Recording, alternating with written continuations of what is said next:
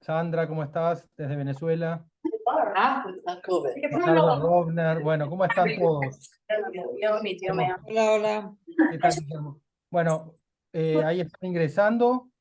Miren, vamos a comenzar en horario mientras ingresa el resto.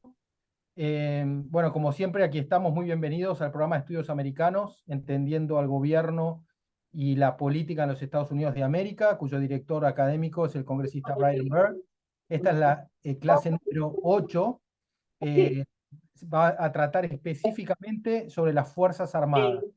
Y además de Brian Byrd, tenemos como invitado especial, él lo va a presentar al teniente general Mark Hertling, que es realmente un veterano muy importante con un activo de experiencia extraordinario. Así que les recuerdo simplemente el tema de la interpretación. Recuerden que pueden elegir el idioma de su preferencia, español o inglés, y si quieren escuchar absolutamente ese idioma y no escuchar nada del idioma original, recuerden que pueden mutear el audio original, y ahí van a escuchar el 100% del idioma que eligen. Si no, van a escuchar un 80% y un 20% muy pequeñito el idioma original. Ahora sí, Brian Byrd, por favor, adelante. Muchas gracias.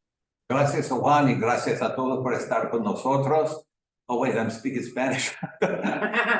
That's funny.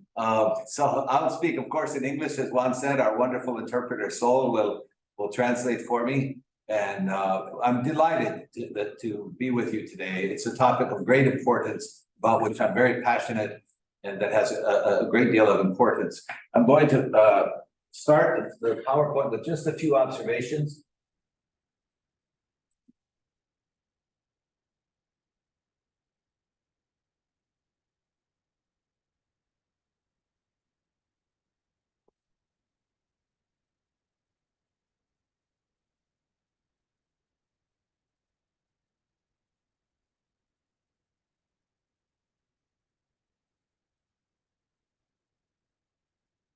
All right. So today we're going to address the armed forces of the United States of America. And we're going to talk about a number of topics. Some of what we'll cover are just how we describe the various armed services, the oath of office, the fact that we're an all-volunteer force in our country, what that means. We'll talk about ranks. We'll talk about the makeup of the personnel in the military. We'll talk about how they're selected and trained, different branches, the command structure, the budget, how much we spend and why and how it's spent, how Congress decides. We'll talk a little bit about the defense industry and lobbying. Our guest I'll introduce in a moment, but he's an extraordinary individual. General Mark Hertling is, in fact, just today appeared on CNN International to talk about some comments that President Trump, former President Trump, and a member of the U.S. Senate disgracefully made. But Mark Hertling is extremely well respected, and he'll be our guest. I want to start. We're going to talk a lot about facts and figures. I'll talk about how much we spend, what our force strength is, where we're deployed, etc. But I want to start with what's to me the most important, and that is this. I'm going to minimize my screen a little bit. Is that better? Okay. The most important thing to me is the people who serve.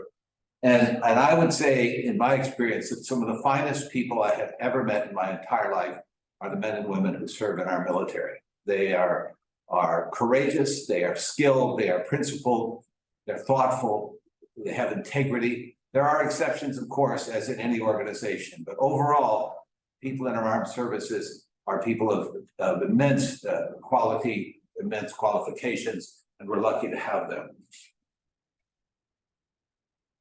On multiple occasions, I had the opportunity to go to various combat zones. I was in Iraq 5 times, in Afghanistan 4 times, each time meeting with our soldiers.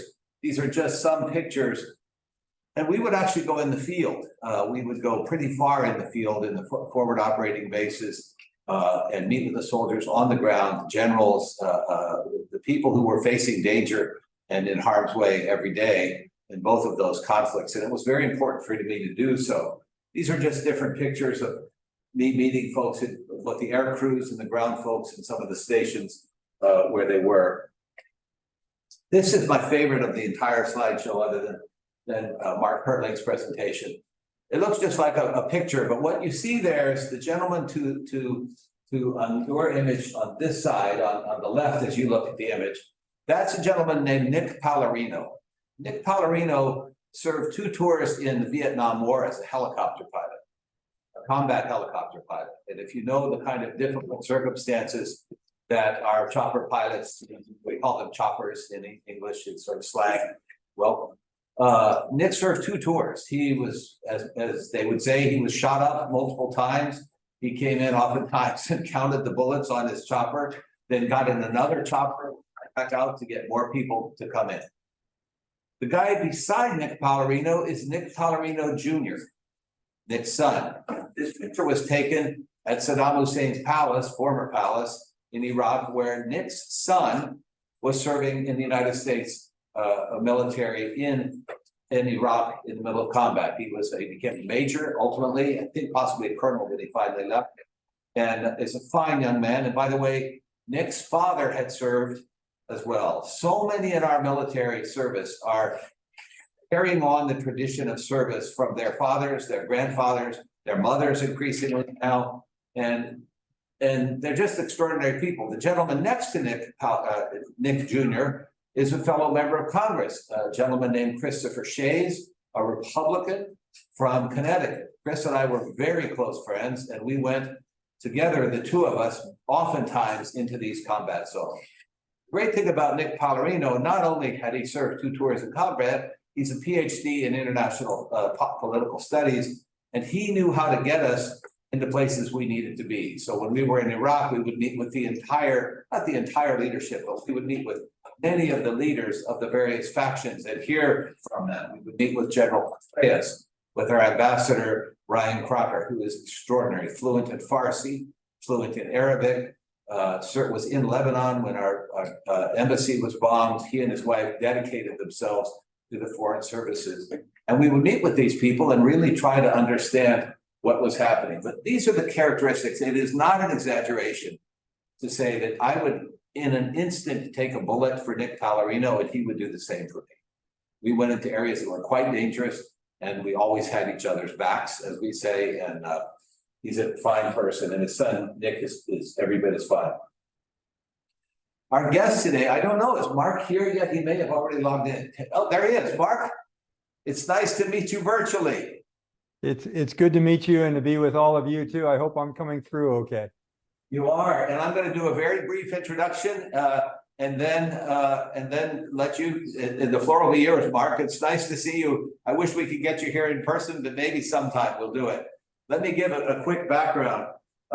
General Mark Hertling served a total of 38 months in combat as a major in a cavalry squadron during Desert Storm, what we called the first Gulf War, as an assistant division commander in the 1st Armored Division in Baghdad in 2003 and 2004, and as the commander of 1st Armored Division and Multinational Task Force Iron in Northern Iraq in 2007, which was a very challenging time in Iraq, as some of you know.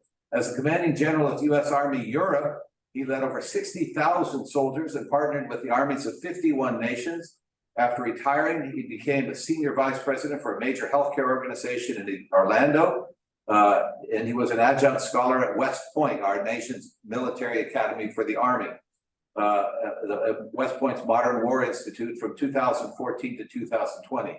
He currently serves as an adjunct professor of strategic leadership at the Crummer School of Business at Rollins College.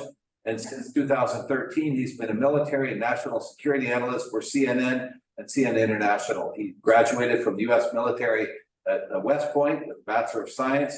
He's been to the School of Advanced Military Studies and the National War College, the Indiana University School of Public Health, master's degree in kinesiology from the Rollins Crummer School of Business. And you see the level of caliber and qualifications of this individual, both academically, intellectually, as a public servant.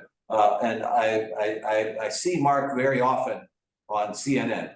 And when they really need to go to someone with thoughtful insights into what's happening in our national security situation here, or internationally, or at home, Mark is often the go-to person. Mark, I'm going to shift it to speaker view style. Stop sharing my screen, and we're just delighted to have you.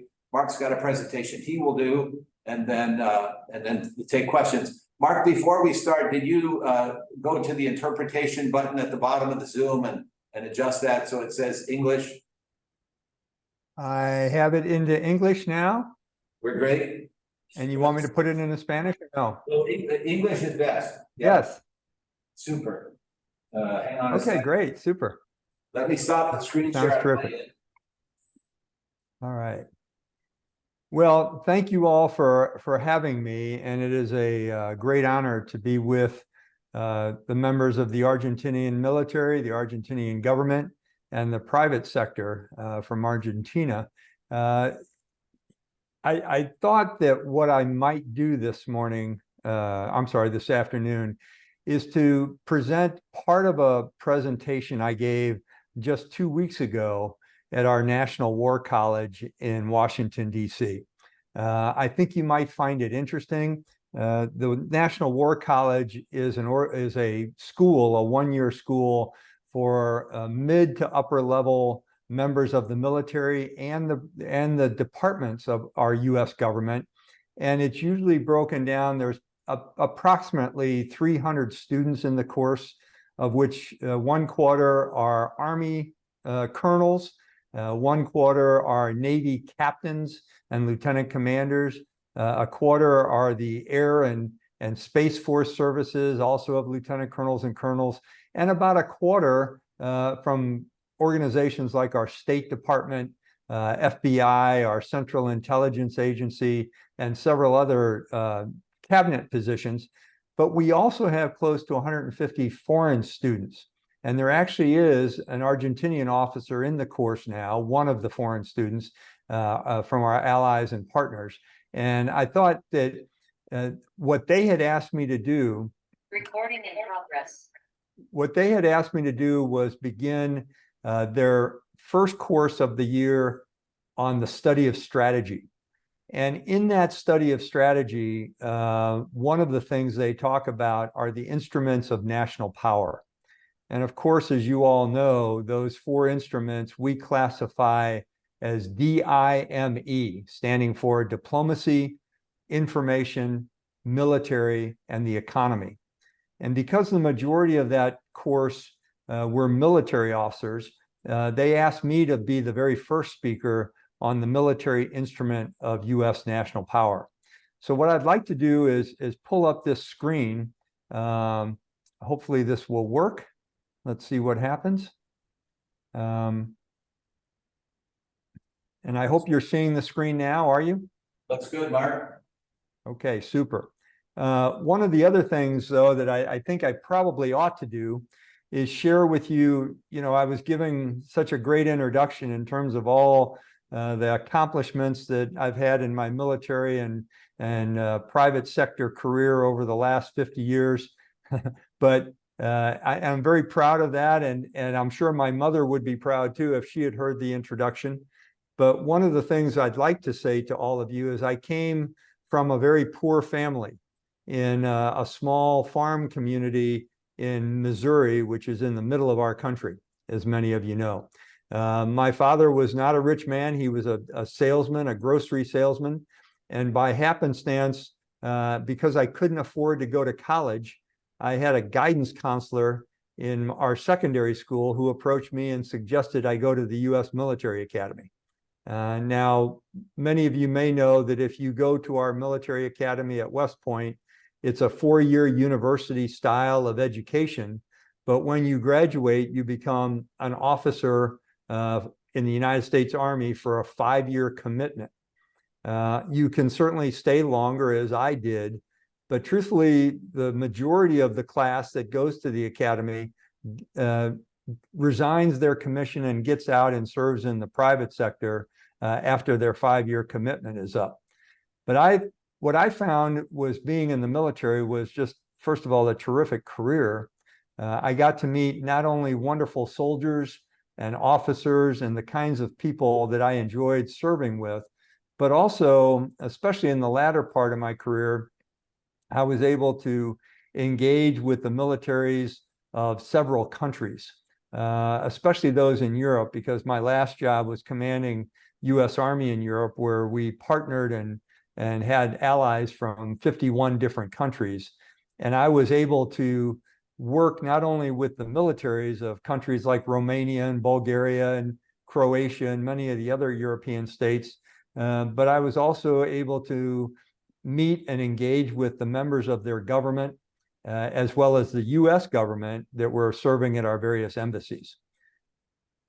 That leads me to the introduction of this presentation, the military instrument of national power. And what I started with in this presentation is a picture of a soldier. That soldier that you see on the screen right now, heavily weighted down with his equipment, with his weapon, with all sorts of ammunition and a helmet and a night vision device, had just parachuted into northern Iraq. And when you look at that picture, what I'd ask you to do is disregard all of the equipment and how weighted down he is, and take a look at his face. When you look at the face of that soldier, what you see, I think, is a little bit of anxiety.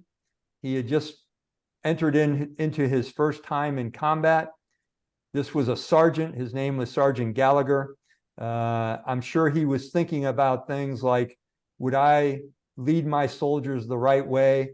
Am I going to ensure my soldiers' safety as they try and accomplish the mission? But I'd also suggest he was probably thinking about his wife and children back home and what they might be going through, knowing that he was in harm's way.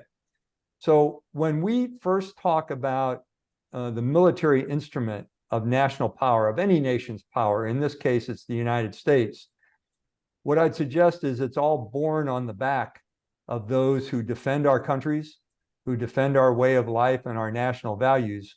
And it's all, for me, portrayed in this picture of Sergeant Gallagher. And I actually have this picture in my office, and I look at it frequently and think about the millions of young soldiers that serve their nations, not just in the US Army, but in the militaries all around the world, to include Argentina. Let's see if I can make this work. The screen is not moving, I'm sorry. There we go.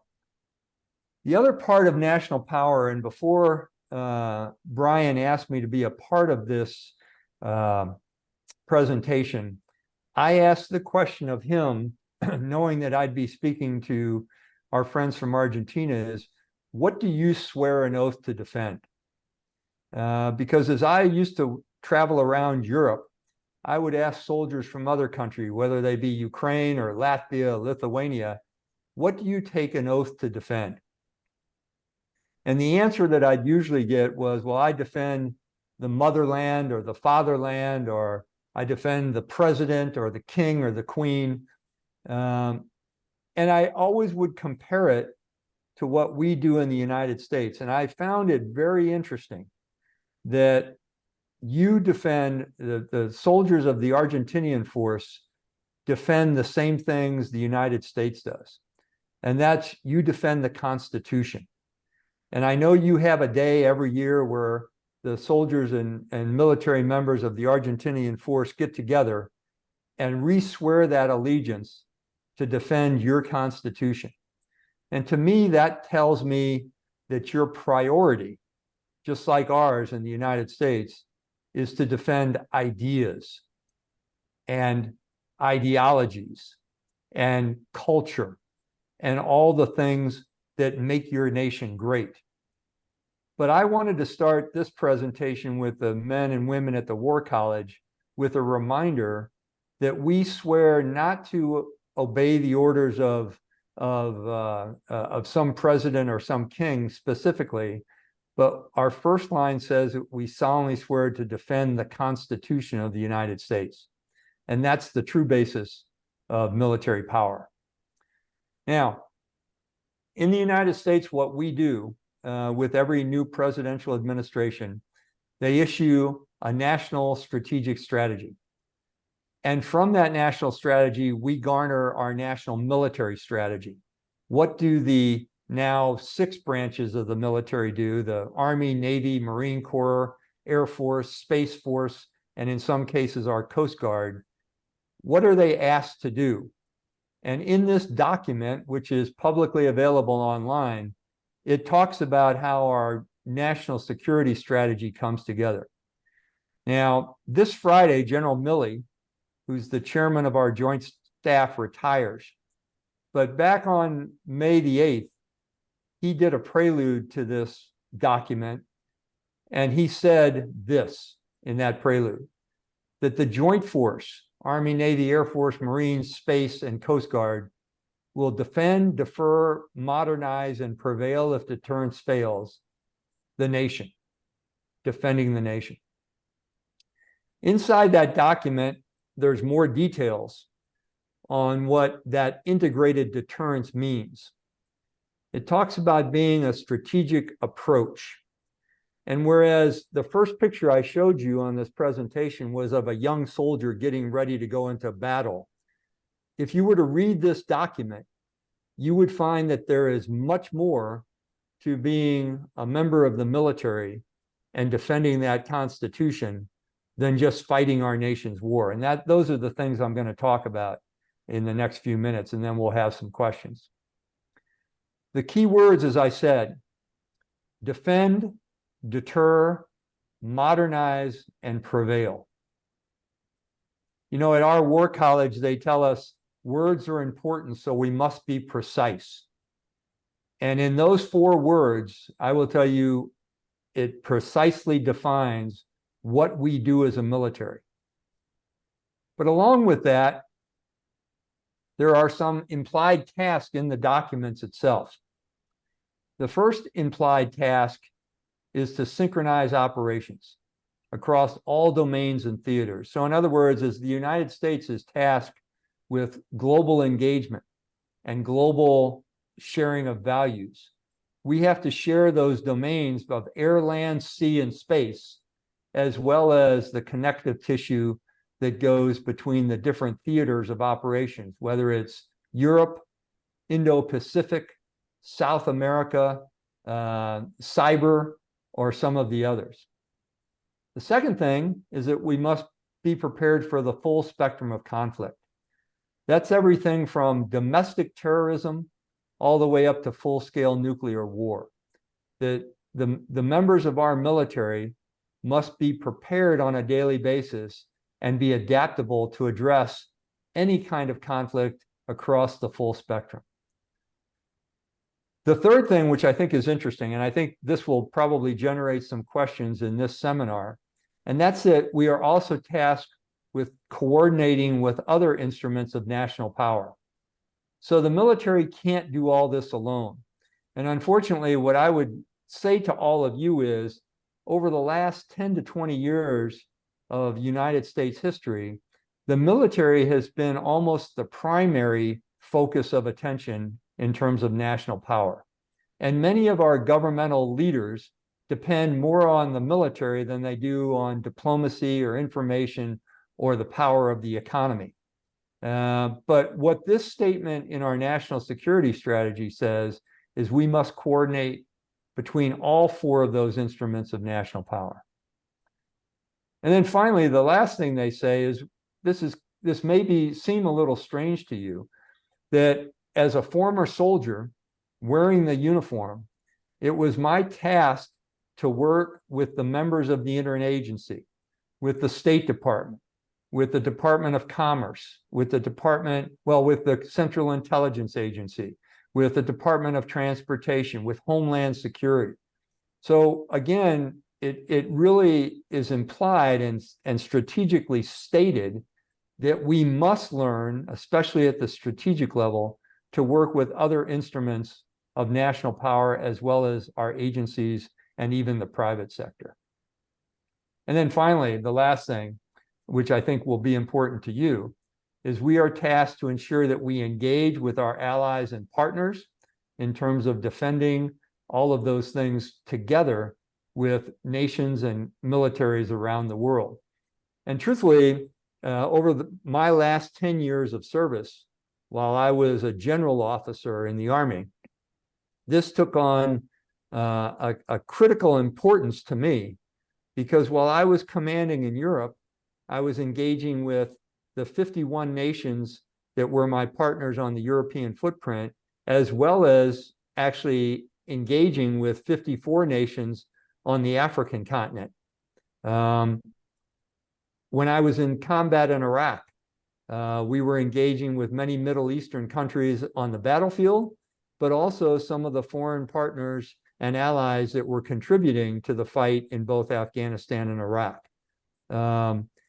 As a general officer, I traveled to South America and to the Indo-Pacific theater. I was not able to ever get to Argentina, but I have been to Guatemala, Honduras, Brazil, Panama, and Venezuela on travels, as well as Colombia on many occasions. And what I found is it's imperative that military leaders, in fact, any strategic leader, understands the cultures of their allies and partners and even their foes around the world. Now, in order to do all these things, I'm going to briefly talk a little bit about leadership. Because when you're in a strategic role, you must understand what leading requires across a very large area. This happens to be a passion of mine, the study of leadership. Since I've been in the private sector, I've applied what I learned in the military to healthcare organizations. And what research tells us, whether it's business research or scientific research, there are just myriad documents that will report that leadership requires 4 different things. It requires the leader modeling behaviors, the leader exhibiting competencies or specific skills, the techniques that the leader uses to influence people, whether they're those he or she leads or the people above them in their bosses' roles.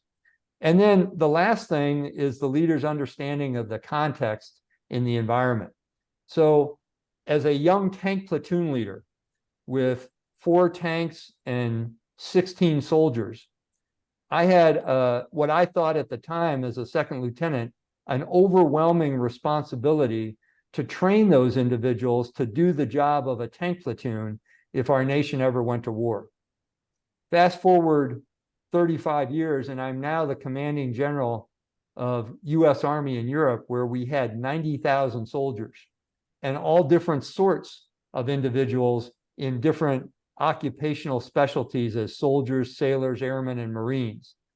And what I had to do is not only understand the context of leadership at a higher level, at a strategic level, but also what was required of me to engage with our allies and partners, as well as to control forces on the battlefield. Now, breaking that down even further, what I'd suggest is the Army teaches us a way to do this. We have a doctrinal manual that really focuses on the 3 words of be, know, and do.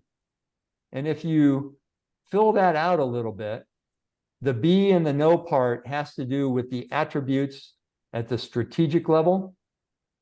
And you can see that the requirement for having a good character, being seen as a leader of integrity and honesty, having an intellect that continues to grow no matter what your job requirement is, and then having the competencies of leading at the strategic level, understanding different communications and skills and techniques, developing your subordinates as well as your bosses. My boss, when I was the commander of U.S. Army Europe, happened to be a 4-star Navy admiral.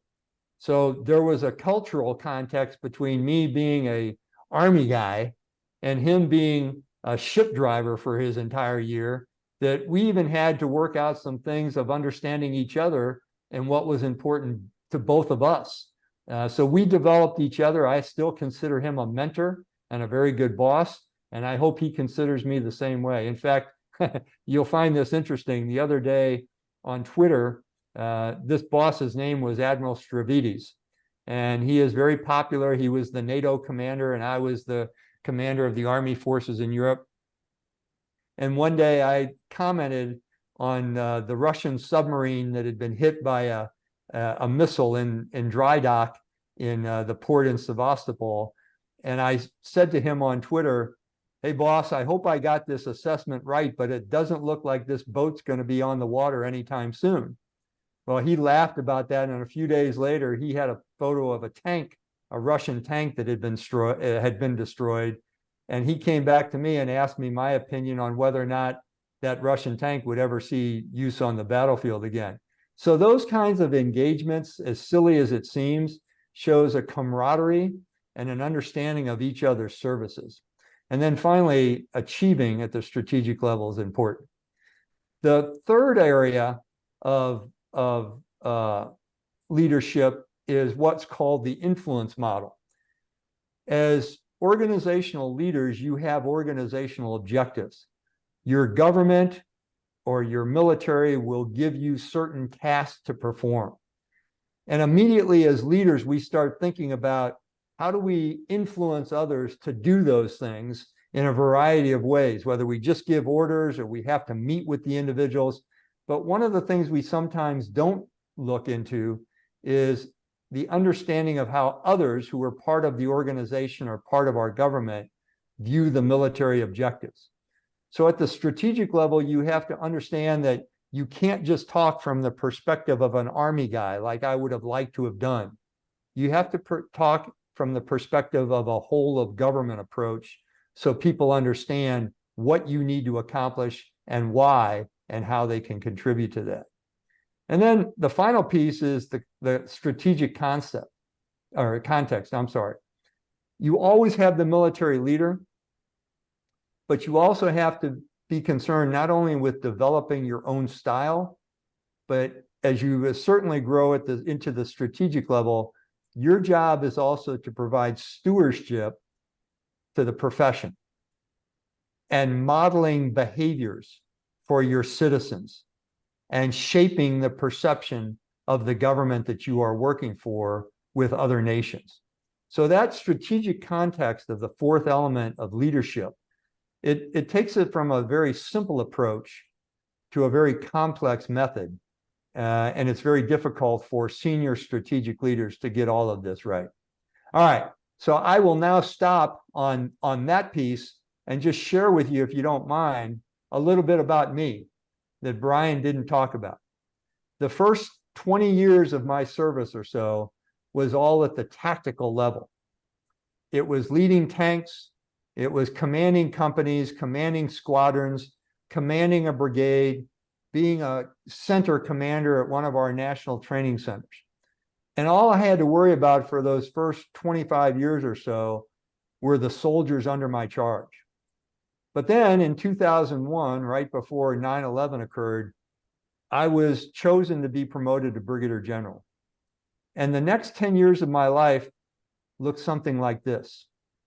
So I'll try and explain what some of these things were, but the first job I had that I assumed was being the Vice J7 on the Joint Staff in the Pentagon in Washington, D.C. And what the J7 is responsible for is all of the United States contingency plans, all of our joint training and doctrine development, and the transformation of our force. I assumed that job in August of 2001, 1 month before 9/11.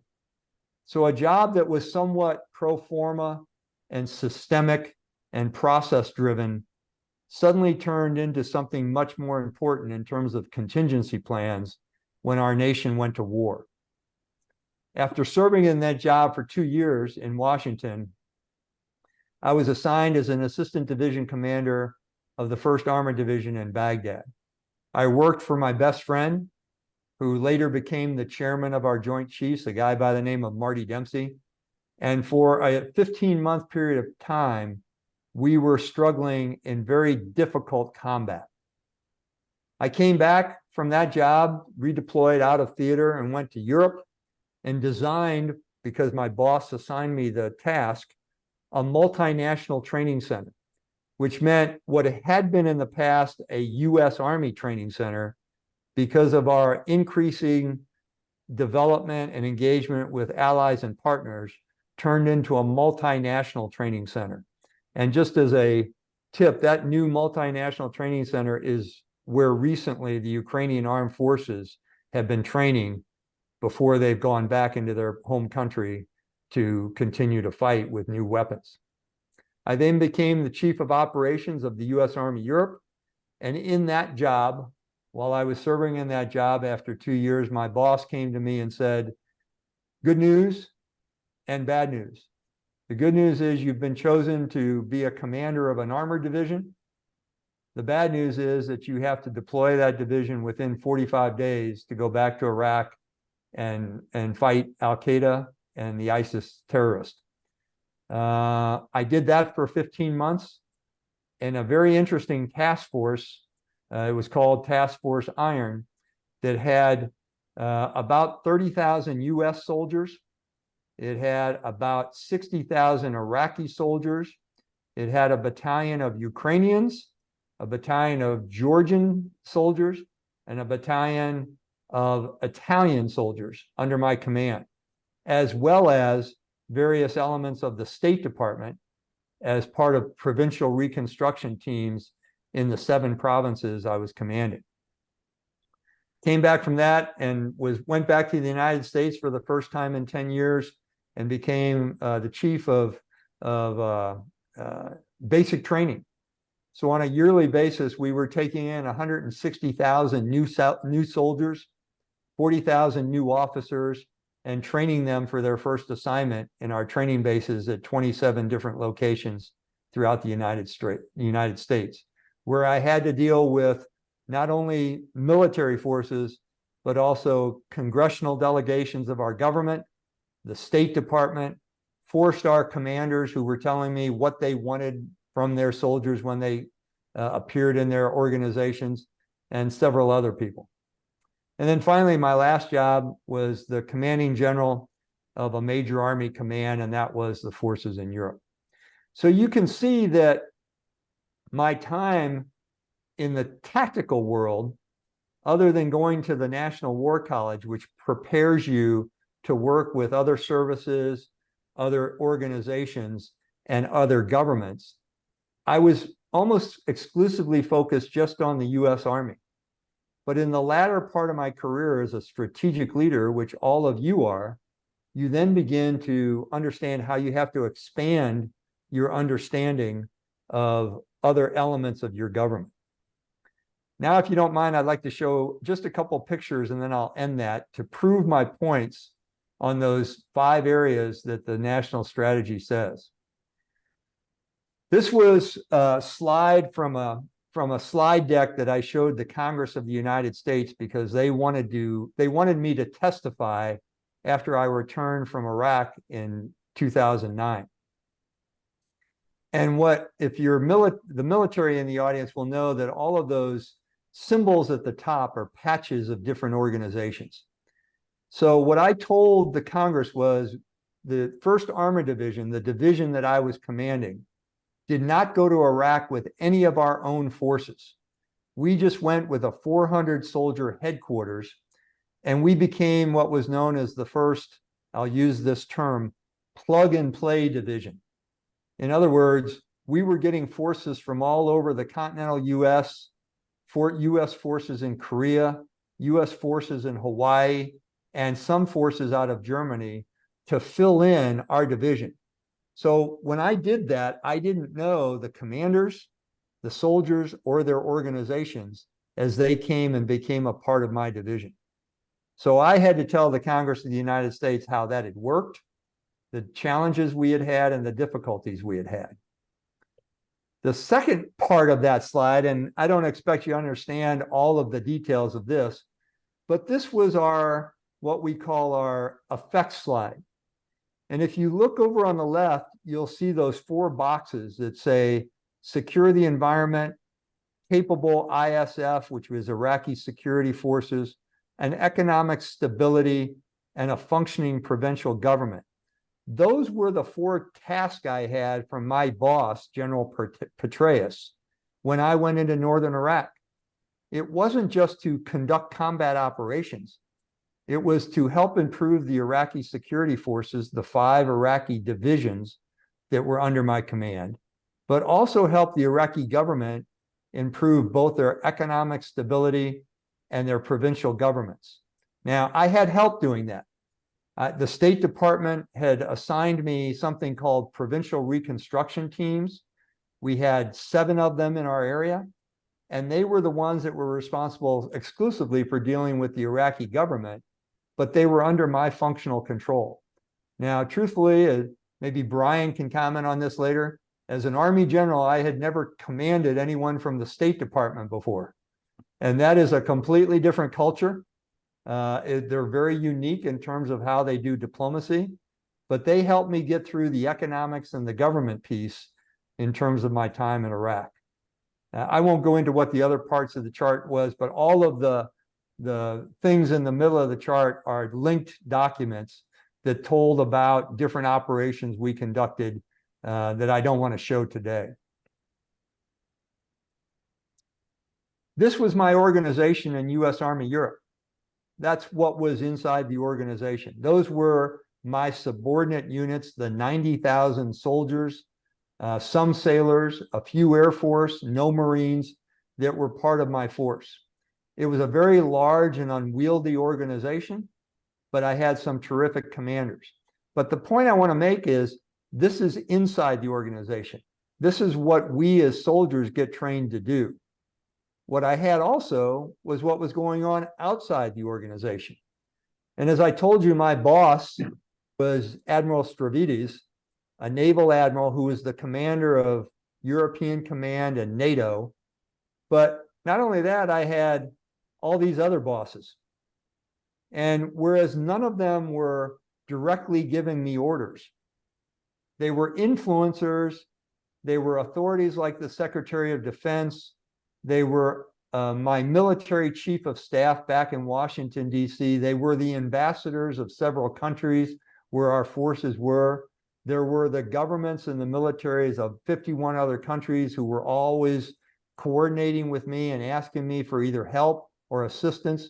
So you can see as a strategic leader, you never, ever really have just one boss.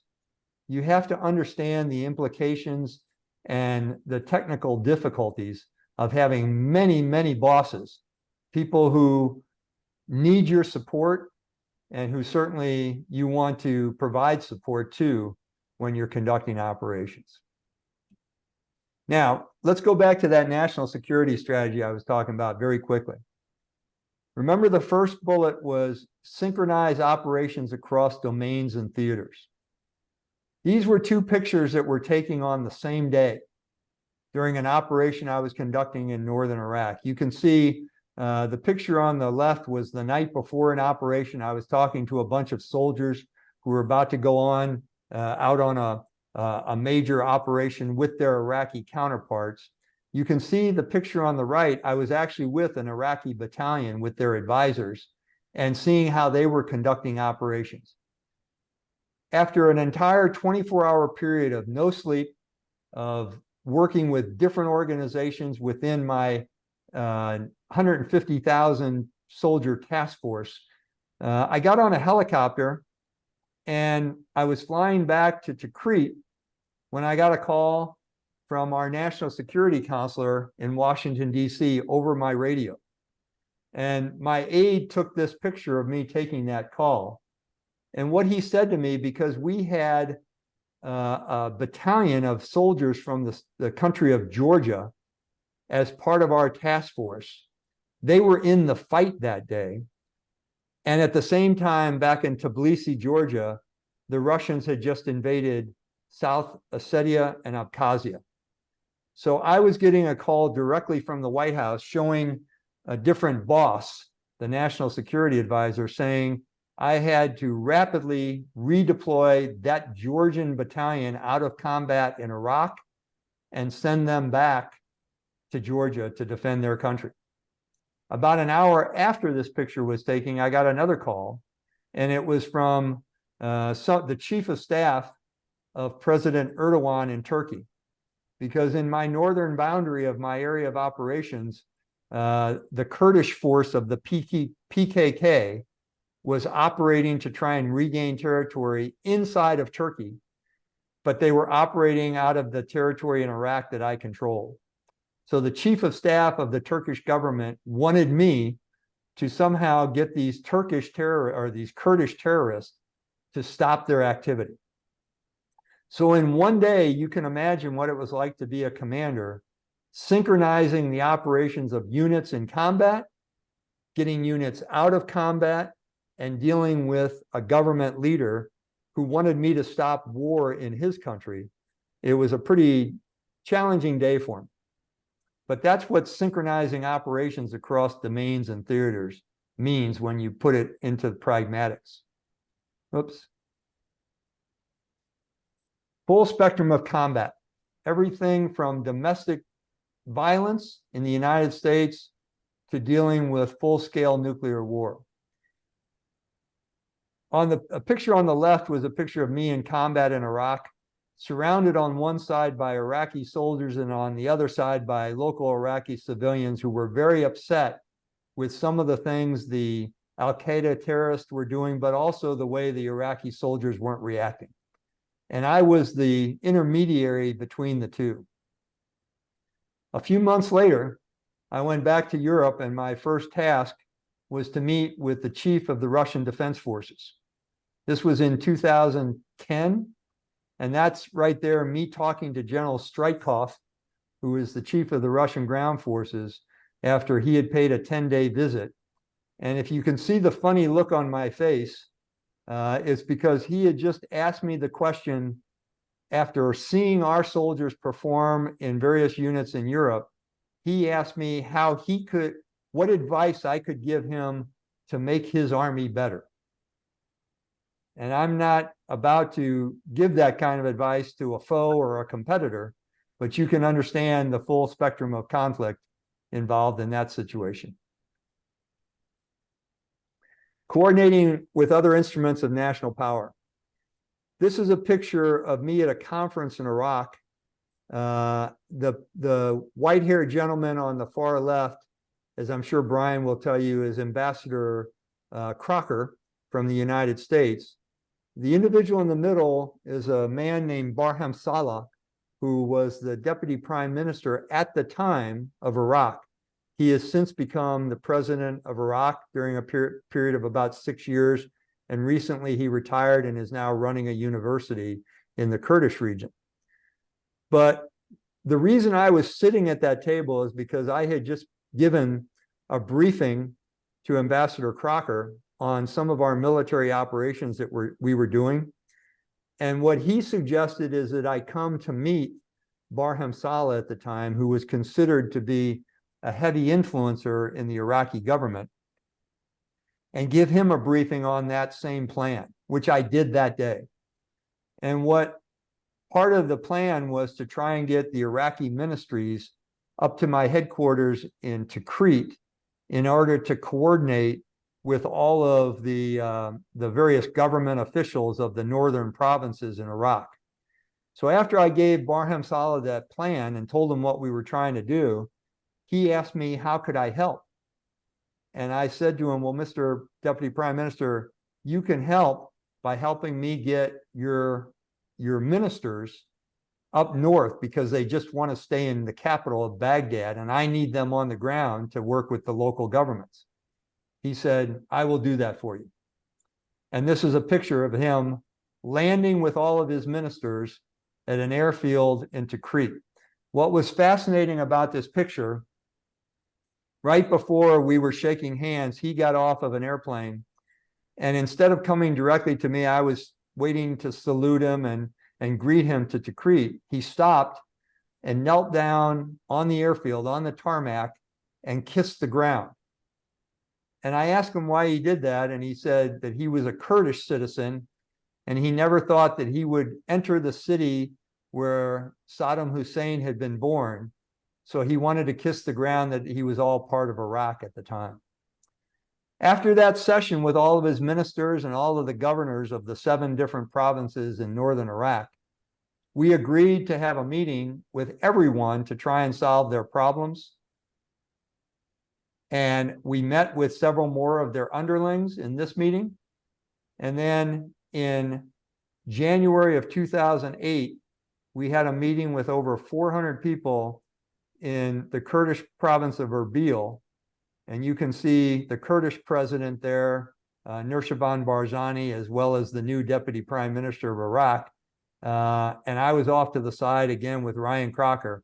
So if you think your demands as a military person is only doing the fight on the battlefield, sometimes your battlefields take on a whole new meaning. Working with the interagency and the private sector. I don't know if any of you recognize the woman in that picture that I'm talking to, but that's Michelle Obama, the wife of our former President Obama. When I was conducting training for basic soldiers in my job back in the United States, we developed a new training plan for the kind of individuals we were seeing as new soldiers, the 18 to 20-year-olds, the so-called Generation Z. And we had a reporter who reported the incident in the front page of one of our major newspapers, the New York Times. Well, Mrs. Obama, who was the new president's wife, was interested in some of the things we were talking about with young people. So she asked if she could come down and visit our headquarters to learn about what we were learning regarding new people, young people, new soldiers. She asked me at the time if I could not only brief her, but somehow create a TED Talk to talk about how to better improve our young soldiers to face the physical demands of combat. So this is where working with the interagency and then the private sector can sometimes help the military and soldiering. So sometimes you're asked to do things that you would have never been expected to do by very important people. So you must do it to contribute to the strength of your nation. Finally, engaging with allies and partners. The picture on the left is, again, going back to Georgia. Right after I came back from Iraq, I went to Tbilisi, the capital of Georgia, to meet with the units who had served with me because they had asked me to come to a dinner honoring their accomplishments. While I was there, President Obama made a statement to the press talking about how the US military was going to pivot from Europe to Asia. A very political statement that I had not heard was going to come. But as soon as that statement was released, because I was the commander of US Army in Europe, there were a lot of people calling me, asking me what it meant. And as a soldier, I truthfully didn't know what it meant. I didn't know what the pivot to Asia meant in terms of national security strategy. Well, later on that day, my aide, who's sitting there, the young woman with the hair in the middle of the bench in uniform, came up to me and said, the president wants to talk to you. And I thought it was President Obama. And she said, no, it's President Saakashvili. He wants you to come to the Georgian White House to talk to him. And what I was discussing with him there in his office was what I thought the pivot to Asia meant for the defense of Georgia. Now, this was, you got to understand, this was 3 years after Georgia had been invaded by Russia. So they were very concerned about what was going to happen next with American forces in the region. The picture on the upper right is a picture of me and my Romanian counterpart, a general by the name of Araton Ionescu, who he and I became best of friends. While I was traveling to Afghanistan, he had forces in Afghanistan. Because of my capabilities, I also had an aircraft at my disposal, and he didn't, to fly from Europe to Afghanistan. So I took him, he was the chief of the Romanian ground forces, and many members of his staff so they could go see his soldiers conducting operations in Afghanistan. Another way to engage. And then the picture on the bottom is one of my favorite. It is what sometimes we do as strategic leaders. We do a lot of eating and drinking for our countries with other countries. And this happened to be a picture of me with the chief of the Polish ground forces, General Głowenka. And we had just had a very successful exercise together. And we decided, as you can see, to top it off with quite a few beers that night at a dinner. And sometimes that's when some of the most important discussions take place, is after having alcoholic beverages. So I'm going to stop there, but those are just some thoughts on the military instrument of national power and the things that we are expected to do as soldiers and members of our governments. And Brian, I hope that was helpful. And what we'll do now, I guess, is answer and talk about any questions your team might have. General, that was fantastic. The expanse.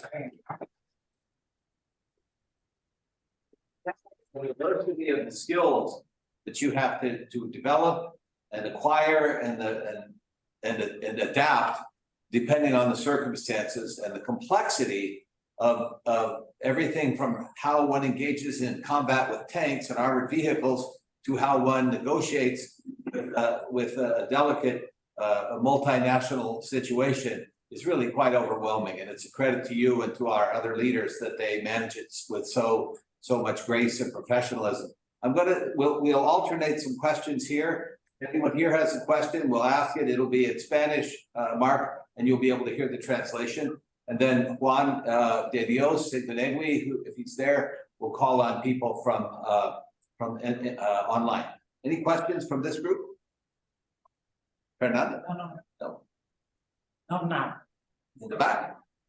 Spanish, Spanish está bien. Bueno, Habla en voz alta, así. en voz alta, sí. Siendo una de las misiones la guerra contra el terrorismo, y siendo esta guerra una guerra no convencional, el terrorismo, la primera regla es que no tiene reglas para el combate. Por ende, aunque parezca un oxímoron, no tiene reglas, pero la regla es generar el terror. Y una guerra de inteligencia. ¿Cómo hacen las Fuerzas Armadas norteamericanas para combatir un enemigo tan difícil? Porque recuerdo cuando Donald Rumsfeld, ex secretario de Defensa, dijo que cualquiera podía ser un terrorista caminando por la calle y uno no lo podía identificar. Por eso la importancia de la inteligencia para descubrir a los miembros.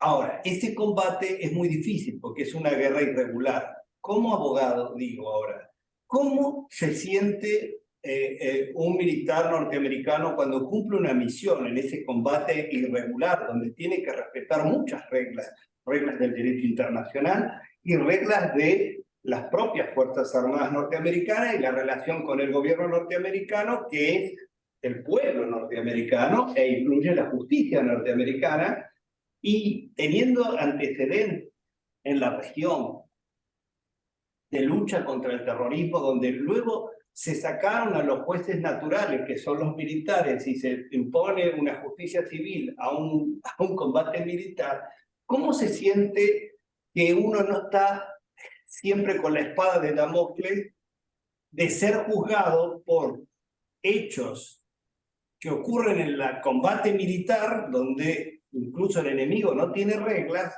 juzgado por una cuestión del ámbito civil que no es lo mismo que el ámbito militar? Y viene a mi memoria, después por las anécdotas y las historias que cuenta el general, algo que dijo el general San Martín antes de luchar en Perú por la libertad de Perú, en la Guerra de las Independencias, donde decía: concluyamos con honor nuestra magna misión a sus granaderos, cosa que me pareció genial, ¿no?, del general San Martín. Y algo de Aristóteles a sus discípulos en la antigüedad, refiriéndose a Alejandro Magno. Muchas veces la guerra contra el terrorismo militarmente se gana, pero se pierde en la cuestión de la información o de la cultura, la educación, a través del gramscismo. Entonces parece una derrota. Lo que se gana en el ámbito militar, en el ámbito de la información, muchas veces parece una pérdida. Y quiero concluir. Y decía Aristóteles, su fracaso hace insignificante el éxito de los demás, ¿no? Una cosa maravillosa que siempre recuerdo. Y entonces digo, ¿cómo es esa situación para el militar norteamericano que tiene que cumplir una misión en el exterior y luego vuelve y se siente honrado de esa misión, pero esa espada de Damocles que puede venir del Tribunal Penal Internacional o de alguien que pueda cuestionar la misión? No sé si mi pregunta es compleja, si está bien hecha, perdón si no la hice bien. El papel es complejo. It is an excellent question, and it's one that needs to be discussed with any military that's involved in counterterrorism or counterinsurgencies. if there are many excellent books on this, but before I talk about what I did, what I'd like to do is maybe push back a little bit in the first statement that the questioner used, and saying that there are no rules in terrorism warfare. Unfortunately, there's no rules for one side. Those are the terrorists. But what I would suggest on the other side, in our case, the US military side, my job as a commander, and any job of any good commander, is to control violence. That's the essence of combat. It's controlled violence. And if the soldiers of a force are taught the values of the nation and what they do, what they should do and what they can't do in terms of the laws of land warfare, it might seem that they are put at a disadvantage. But especially in insurgencies and counterterrorism operations, sometimes if soldiers are allowed to go to the level of their enemy, the terrorist, it will only make things worse. And what was really challenging, first of all, is we were holding our soldiers to a much higher standard in terms of their actions, in terms of their dedication to the law of land warfare, of what was right and morally wrong. And in fact, there were many cases where I disciplined and even court-martialed soldiers that violated those rules. Because when soldiers go into combat, there is, unfortunately, if you allow it, a loss of humanity, and they can become animals. And the job of a commander is to ensure that rules of good governance, rules of morality continue to be adhered to. That's challenging.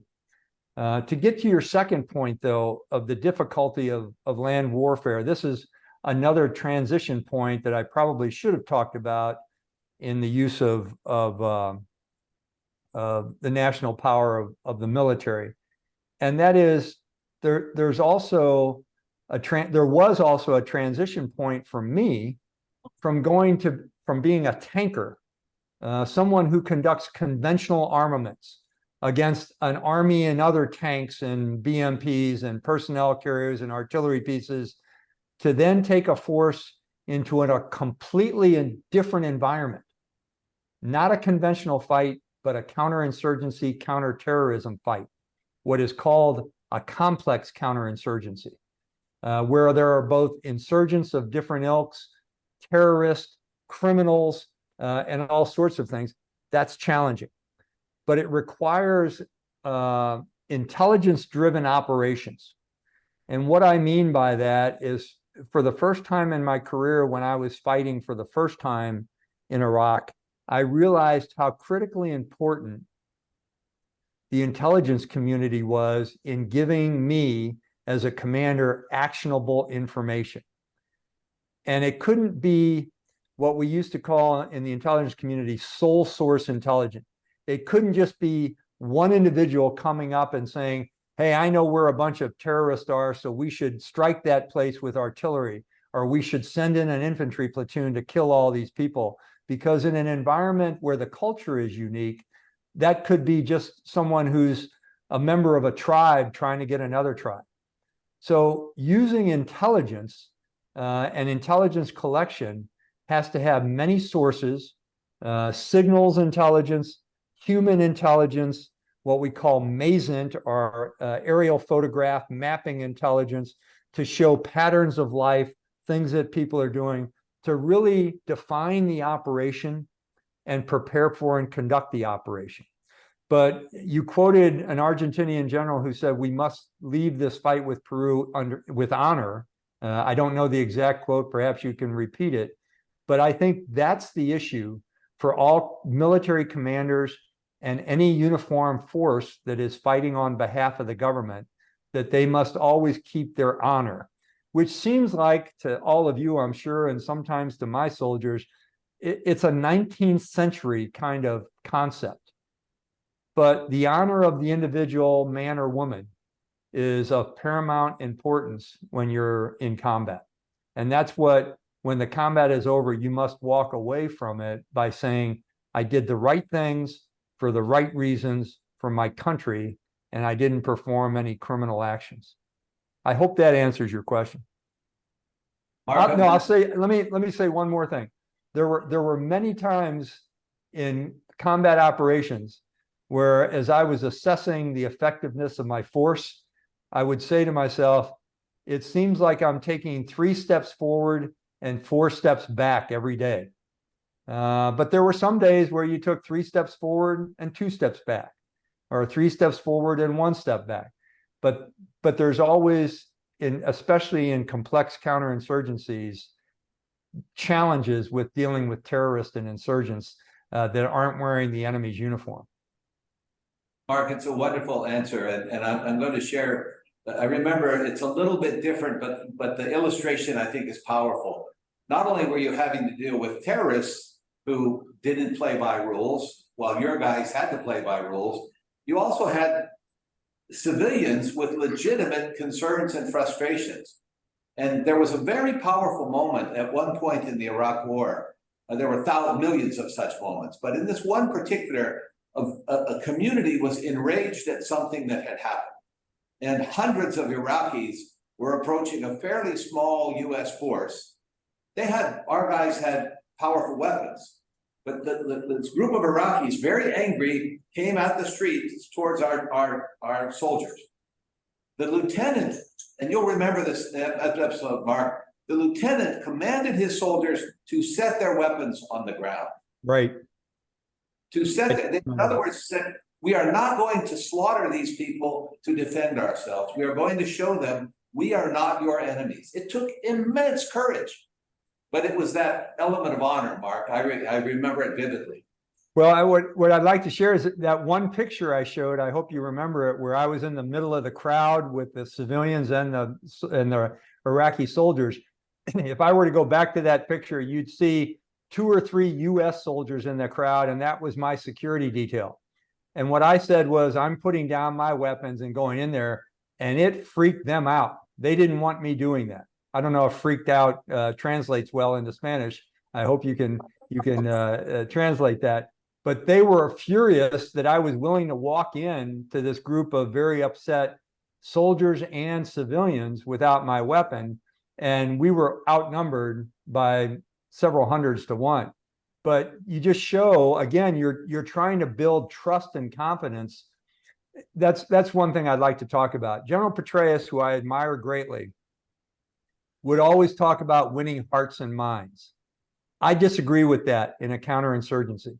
You don't win hearts and minds. What you win in a counterinsurgency is the trust and confidence of the people you're fighting for.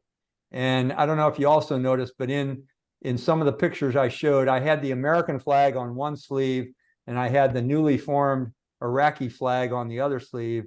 And that showed the Iraqi citizens that I was working for them, as well as the force of the United States that were in their country. I don't know if it always played out well, but that's what we were trying to do. General, one more question from here, and then we'll go on to the audience online. Sí. Bueno, buenas tardes, general. Muchas gracias por su exposición. Mi nombre es Fernando Ruiz Magadán, soy asesor en la Cámara de Diputados y mi pregunta concreta era, teniendo en cuenta los escenarios bélicos en los que intervienen las Fuerzas Armadas de Estados Unidos, si puede señalar las características de lo que son fuerzas de élite, Delta Force, Rangers y Navy SEALs, y cuál sería el plazo promedio de una misión asignada a un soldado en estas misiones, en este caso en Irak. Gracias. I misunderstood a little bit. Are you talking about specifically the Rangers and the elite forces, or all forces? Yes, he was really talking about the SEALs and the Rangers. General, what are their characteristics? That's a great question. And what I would suggest is elite forces, Rangers, SEALs, Delta Force, what they call PJs or parajumpers from the Air Force. Those forces are trained very hard and very tough in very specific areas, mostly counterterrorism. When I was in Iraq, I had those kind of forces working for me. So I had a conventional force, and you talked about the deployment period. My units were in northern Iraq during that last tour of 2007 through 2009 for 15 months total. They never left. What we saw, because the intensity of the operations of the elite forces, they would come in usually for a 3-month period and then be replaced by another group, and then another group, and another group. So during our 15 months, I think I had a total of 9 different units, very small units of elite, either Rangers, SEALs, or Deltas that would be working specifically what we called the capture kill missions. And what I mean is they would have very precise intelligence, what I mentioned before, and they would target key individuals. So, you know, every night, literally every night of the 15 months I was there, because I was what they called the battle space owner as the commander of that area, I would get a call from my counterpart. And at the time it was General Stan McChrystal. He would say, hey, we've got a key target at this location. We're going to send a force in at X time, usually 2 o'clock, 3 o'clock in the morning. We're going to hit that target, kill or capture that individual because it has such a high value. It was called a high value target, or an HVT. So I'd take a look, I'd run it past my intelligence section. We'd talk about our operations in the area in order to deconflict with the conventional force. And if everything was okay, I would say to Stan, good, go.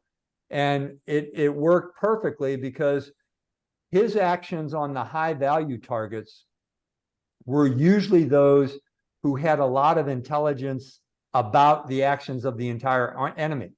So what the SEALs or the Rangers or the Deltas would do, they would find a target, hopefully capture them, but if they didn't, they'd kill them. Either way, they would get all sorts of information, either through interrogation or through what's called pocket litter, what kind of devices they had, their cell phones. And what I'd suggest, Fernando, is even if you capture one cell phone off of someone, it can give you all sorts of data that will drive recurring missions and continue the assault and gain you more intelligence. So it's almost an avalanche of information that you have to get and then use it in further driving future operations. I hope that made sense. Mark, the one thing I want to add to it, especially for the young people here, it's pretty difficult possibly to be hearing of an intentional effort to identify a person, capture them, and kill them. What you have to understand is that the people Mark's talking about were people who were setting trucks in marketplaces and setting them off as bombs and killing hundreds of innocent civilians. People who were chopping the heads off children who were going to school. People who were assassinating political leaders. These were really terrible, bad actors. And our people, time and time again, if there was a risk to a civilian population, would do their level best not to strike at that point. They did everything they could to reduce civilian casualties, to double, triple, more check before they went on one of these actions. And I had the privilege of meeting with some of our ops forces and the intel network that we have. And as Mark said, you have to have human intelligence, signal interception of cell phone contacts, aerial surveillance, etc. And even then, oftentimes they called it off, but they didn't think they had clarity. So, but the difficulty for our soldiers in that case, every night, sometimes multiple missions a night, nonstop, and every single night risking your life and risking your lives with your comrades and trying not to harm civilians in the process. Correct. Juan, do you have someone online who has a question, or Pilar? I don't know if Juan is there right now. Sí, acá teníamos algunas preguntas. Les voy a pedir por favor si se presentan cuando los nombro. Primero estaba Sandra Flores, que quería hacer una pregunta. Le damos la palabra a Sandra Flores. Hello. Thank you for this conversation, Lieutenant General. I'm so excited for being here. I'm hearing you. My name is Sandra Flores. I'm from Venezuela. I was elected parliamentary to the 2016 National Assembly of Venezuela. At the beginning of your explanations, you said that you had been here in Venezuela. I wanted to ask you first, what did you do here in Venezuela? And second, I wanted to know, is you know about the political crisis we are living here in Venezuela and the humanitarian crisis we are living here in Venezuela, is to have an approach or possible solution for this crisis, considering that Maduro regime is linked with criminal groups, with terrorism, and with organized crime, narcotics, narcotraffic, terrorism, and groups like that. I just wanted to know, and hear your opinions. Thank you. About the political situation of my country and your perspective of that. Thank you. Thank you, Sandra. I'm afraid I'm going to disappoint you greatly, but it's a great story.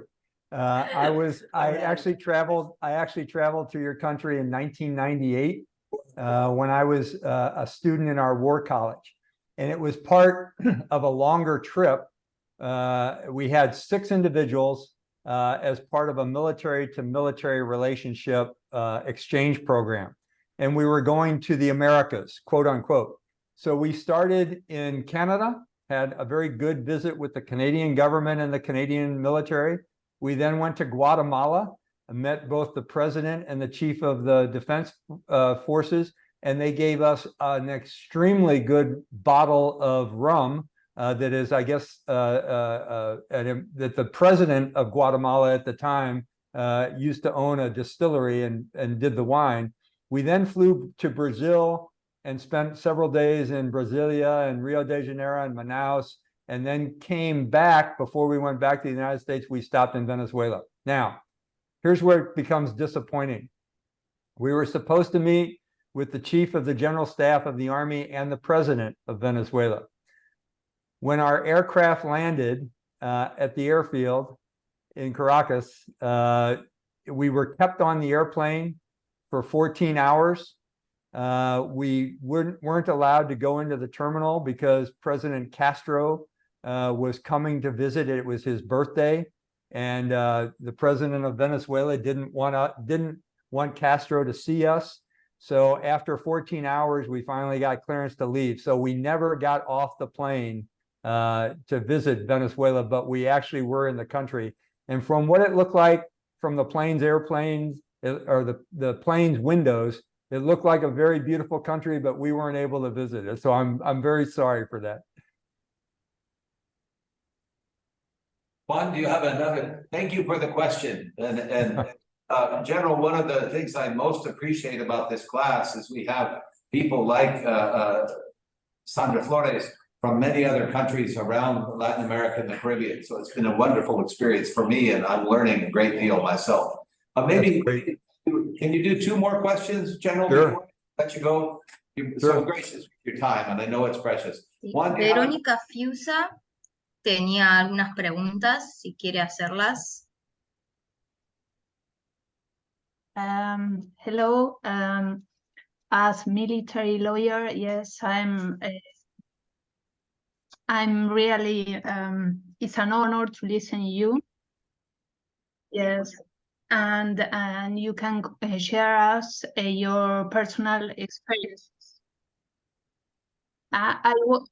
For example, I was wondering why United States participate more in coalitions than peacekeeping operations. You coming in a little bit broken, but I think what you asked was where or why the United States, why is Veronica, I didn't get it either. You broke up. Can you say it again? Why do they or why do they not? Posiblemente en español. Okay. Yeah, I think, you know, actually they participate in both. There is a significant number of U.S. forces involved in peacekeeping operations. I could tell you that the last count I had was 14 different missions that had U.S. soldiers involved, and I don't know about the Navy or the Marine Corps, but I do know about the Army. But it would seem that we have more participation in coalition defensive operations around the world, especially in the European environment and the Indo-Chinese, Indo-Asia area. Not so much in South America. I believe that we do have something called the State Partnership for Peace, or the State Partner Program, with many of our National Guard units. And what they do is a lot of independent work that is neither peacekeeping nor coalition building, but it really is a state partnership program between one of our states and various countries around the world. And I know for a fact that Southern Command, which is the U.S. command that's based and is responsible for U.S. interest in the South America and Caribbean, has quite a few of those state partnership programs. But I guess what you're really asking is it more important to do peacekeeping operations versus coalition building operations? And my answer to that would be no. And it's because there are so many emerging democracies and emerging nations that see the United States contributing the potential for self-defense and adherence to values and the sovereignty of their nation. And truthfully, we get all sorts of requests for countries around the world to do just that. The United Nations usually assigns the peacekeeping force. And the countries that don't do as much coalition building or don't have as much of what they consider as a strategic approach toward coalition buildings will contribute more to peacekeeping operations. And the first one that comes to my mind is Canada. Canada has extensive number of their forces involved in peacekeeping operations, very few aligned in coalition building or exercises or combat training. Thank you, Mark. One last question from a former member of Congress who's located here. Fernanda. Hello, my name is Fernanda. Thank you very much for being with us. I want to ask you one question. How do 9/11 made the forces change attitude and strategies? I mean, I think they changed attitude and strategies. 9/11 was something that was very hard to see, to feel for all the world, I think, for all the democratic world. And how this was in the attitude and the strategies of the forces taken. Yeah, that's a great question. I hadn't really thought about that a lot, but I do know if I will speak from my career perspective. When I entered the Army in 1971, when I went to West Point, the Army was still involved extensively in Vietnam. It was the focus of attention of the United States. We had 500,000 soldiers there when I came on active duty, or when I went to West Point, and we had suffered close to 55,000 deaths and many casualties, and it had ruined a generation in terms of the moral and the physical and the emotional. My sophomore year at the military academy, there was an announcement saying that no graduates of West Point would be sent to Vietnam anymore. And it was interesting because when I was a cadet for my first 2 years, there would be announcements about students who had been at the academy who had been killed in action in Vietnam that we knew, that had been members of our sports teams or we had seen in classes. So it was very emotional when they said that there would be no more going to Vietnam.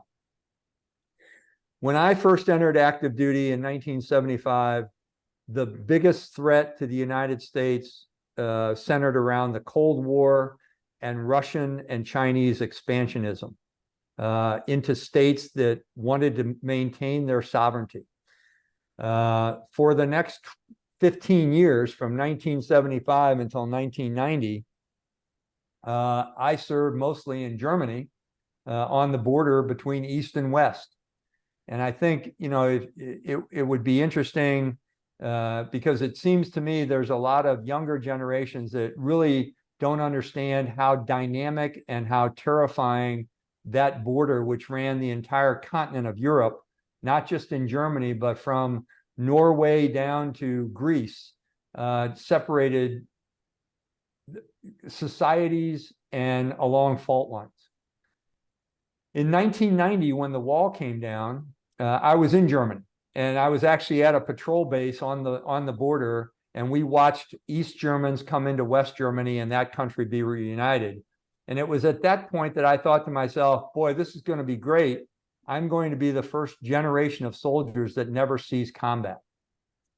Within a year, I was sent from Europe to Iraq to fight in our Operation Desert Storm in 1991, and saw an entire new generation of challenges to the United States and the world emanating from the Middle East. And oh, by the way, all this time I'm kind of glossing over the fact of the challenges that South America was seeing during these periods with irredentism, with corruption, with democracies that were rising and falling, with cartels, with narco-terrorism in Colombia. All of those things were not the focus of attention, but they certainly were the attention of some in the US government.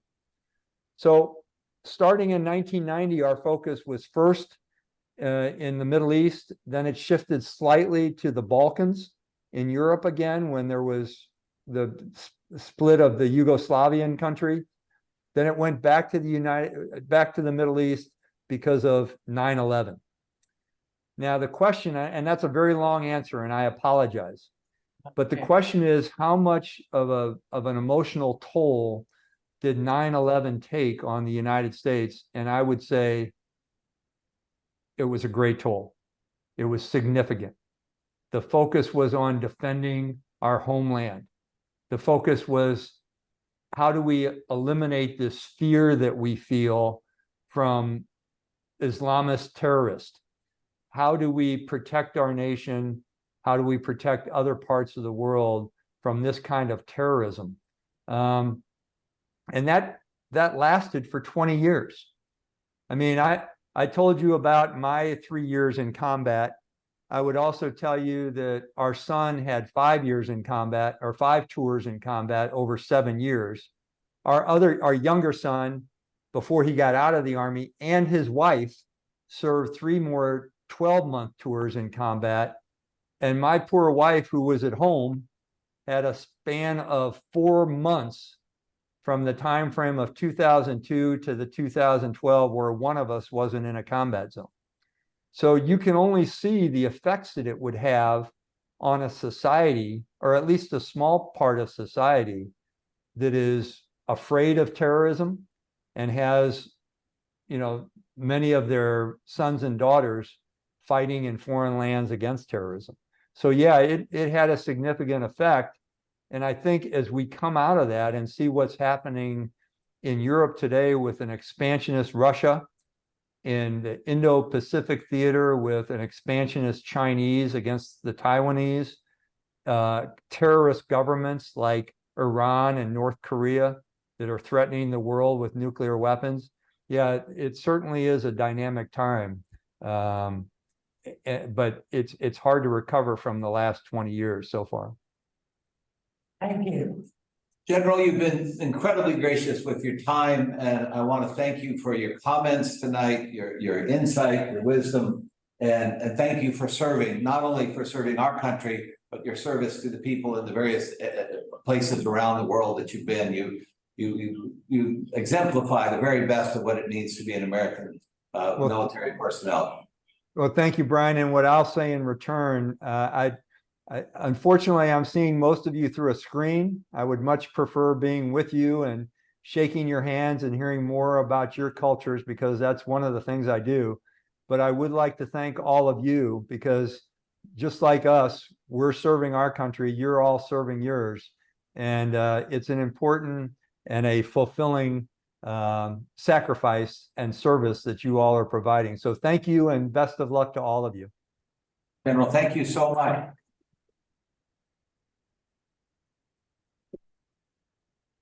Thank you. All right, well, amazing. Amazing. Amazing to have a person like that. He mentioned Stan McChrystal. We'll hear from Stan McChrystal later in the class.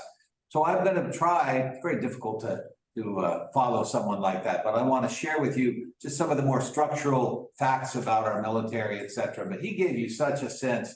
Maybe the most powerful sense was what he said at the end.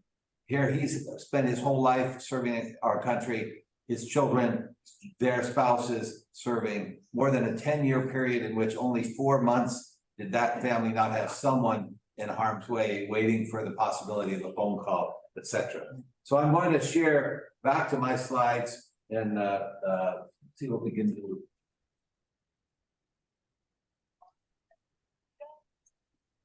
See if this comes up. How about that?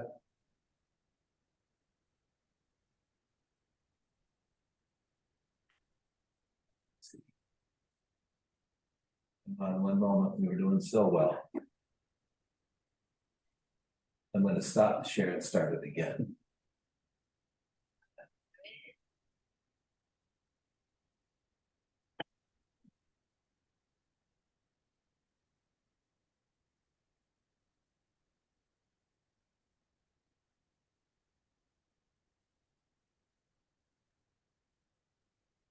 Okay. Here we go. Mark already did the oath of enlisted officers. The oath of enlisted members. Enlisted are people who volunteer. Again, we are an all volunteer force, and I'll talk a fair bit about that in a moment.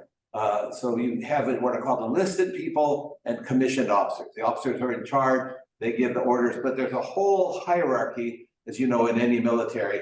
These are their oaths of office, but I want to, Mark showed you those. I want to call your attention to a couple of things that we won't have a lot of chance to cover. There's a recent article, as always in this class, I try to tell you historical things, but what's up to date. This is a powerful article about the chairman of the Joint Chiefs of Staff, the person who is the most senior advisor to the president, a gentleman named General Mark Milley. And this is an interview in a very prominent American publication called The Atlantic.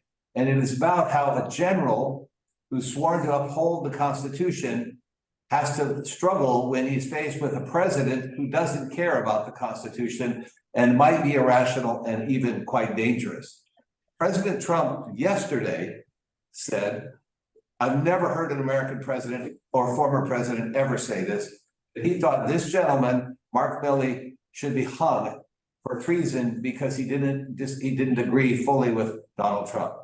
And a United States senator said the same thing. Give you a sense of the kind of out of line, out of order thinking that some people in our country, including our former president, has.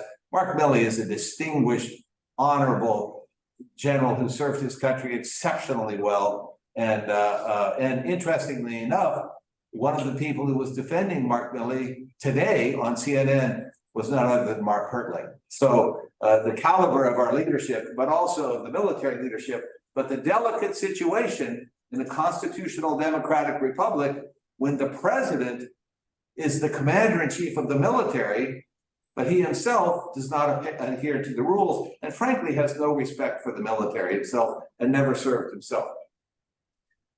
But you asked earlier, the question was about the nature of our elite forces, the Rangers and the Navy SEALs. We don't have time to read this, but I would urge you to at some point look at this PowerPoint and the ethic and the creed of the Rangers and the SEALs as elite fighting members is really remarkable. This is the Ranger Creed. This is the Army's top military people. These are the paratroopers, the elites who go into the most difficult circumstances and carry that burden. Their counterparts in the Navy are called the Navy SEALs. And one of the things that I just want to share the ethic of this. I'm going to read just a little bit of it. This is the Ranger Creed. Never shall I fail my comrades. I will always keep myself mentally alert, physically strong, and morally straight, and will shoulder more than my share of the task, whatever it may be, 100%. It is 100% commitment to the mission, to your colleagues, and to the traditions of your branch of service. And it's a complete commitment and a total willingness to sacrifice everything in order to achieve the mission and serve with dignity. The Navy SEAL is very much the same, similar kind of ethos. One of the things that I really like about this, the SEAL version is on the third paragraph, I humbly serve as a guardian to my fellow Americans, always ready to defend those who are unable to defend themselves. I do not advertise the nature of my work, nor seek recognition for my actions. I voluntarily accept the inherent hazards of my profession, placing the welfare and security of others before my own. That's a heck of a commitment. It's impressive. And these people live it. Sometimes when you see these movies or you read about someone writing their memoir, the Navy SEALs by tradition and the Rangers as well, they are not boastful people.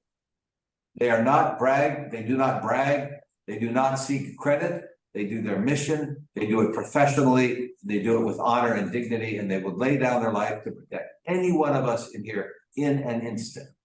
And they do it all the time. It's a remarkable group. So we're an all-volunteer army in the United States. More than 200,000 people enlist in our military annually, but it's a relatively small number compared to other militaries, and I'll talk about that in a moment. To be in our Army, armed forces, you have to be 17 to 35 years old. If you have certain skills, you can enlist beyond that. If you're a doctor, a lawyer, certain skill sets, you can enlist beyond that, but otherwise you can't get in. You have to be a US citizen or resident alien, and it's a way to get citizenship. A number of people who've served in recent years in our armed forces have been residents. They didn't come necessarily legally to the country, but they enlisted and served with great distinction. You have to have good health and good moral standing. The good health has been a challenge lately as our population has become more obese, more sedentary, more likely to use marijuana and other drugs. It's harder and harder to fill the ranks of our military with people who are fit and strong and mentally alert. There are different ways. I'm going to go faster than some of this because I wanted to give so much time to Mark. One thing I'm going to call attention to is you saw it in what Mark said. The level of training of our military leaders is extraordinary. You have to be a commissioned officer. You have to have a college degree, a 4-year degree. And then there are an entire series of trainings you go through to advance in rank. The rank is very selective. It is not like this is the son of a friend of mine or a member of Congress. You have to pass rigorous tests. You can be rejected. You can be replaced, and also you'll be advanced if you've got qualifications. We have service academies for the Army, for the Navy, and the Marines together. That's Annapolis. We have the Air Force Academy. There's a Coast Guard Academy. We actually have a Merchant Marine Academy, not part of the military services, but I will tell you, in World War II, the numbers of fatalities of the Merchant Marine, as the Germans and Japanese were blowing up transport vessels, was quite high. So the Merchant Marine Academy. I'm going to jump through some of this. Now, it's an all-volunteer force. So how do you attract the volunteers? Well, a number of ways. You need to pay them well. You need to compensate them. And I'm going to go very quickly through some of the pay. So there's your basic pay rate. You earn retirement benefits, which you can draw after 40 years or 20 years. So if you enlist at 18, you can get retirement benefits at 38 or 40 years old. And they're pretty good benefits depending on your rank. You can get tuition assistance. This was called the GI Bill after soldiers, American soldiers used to be called GI, which stood for government issues, because the government gave you everything, your shoes, your backpack, your weapon, etc. They were called GIs. And so the bill to provide their education, which the generation of parents My father, my uncle, my other uncle, my other uncle, all of these people got their college degrees after World War II through the GI Bill. When soldiers came home from Europe, they enrolled in college, they became teachers, doctors, lawyers, business leaders, etc. And that was largely through the GI Bill. There are veterans health care, both while you're in active duty, which means while you're serving, and then afterwards you become what's called a veteran.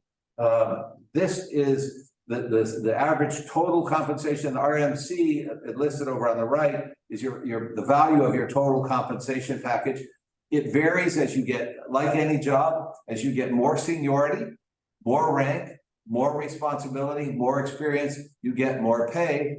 And actually, by the time, if you're in the level of a captain, a colonel, and especially major and a general, the pay is actually pretty good.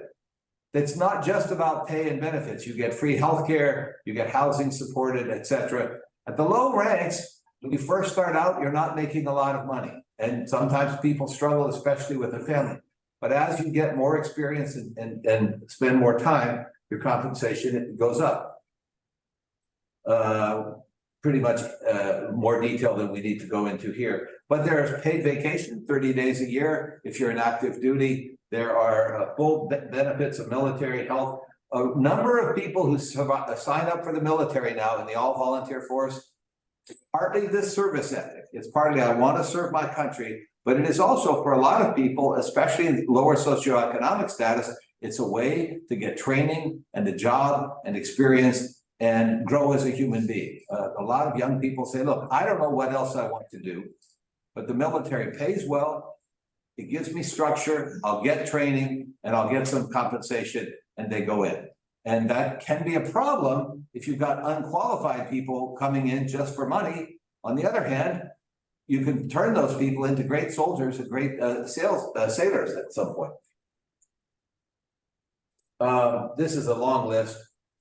There are also, interestingly enough, in addition to the formal government-sponsored benefits of housing, pay, healthcare, are public in the United States, especially really after Vietnam, realized we want to support our service members, and they now have discounts for almost everything. If you go to the movies, you get a discount if you're a soldier. If you go on a ski pass, you can get a discount. If you buy a certain kinds of cars, almost every car dealer has veterans discounts. So there are lots of financial benefits to our soldiers. I've actually had some soldiers express some concern about this. They said to me, Congressman, I serve my country because I love my country and it's my responsibility. I didn't serve so I could get a hamburger for 50 cents less than the other guy. And I respect that a lot. There's also a question of, can we afford the amount of benefits we're paying right now over time? And it's a legitimate question for a democratic society, how one compensates soldiers who deserve support, but you want to also make sure that there's an ethic of service that's in there. Also, there is a preference for hiring for jobs for veterans. Many corporations actively recruit veterans. Why not? If you can get people like the general we just saw, Mark Hertling, but also other people with good training, good discipline. If you've succeeded in the military, you have to have good discipline.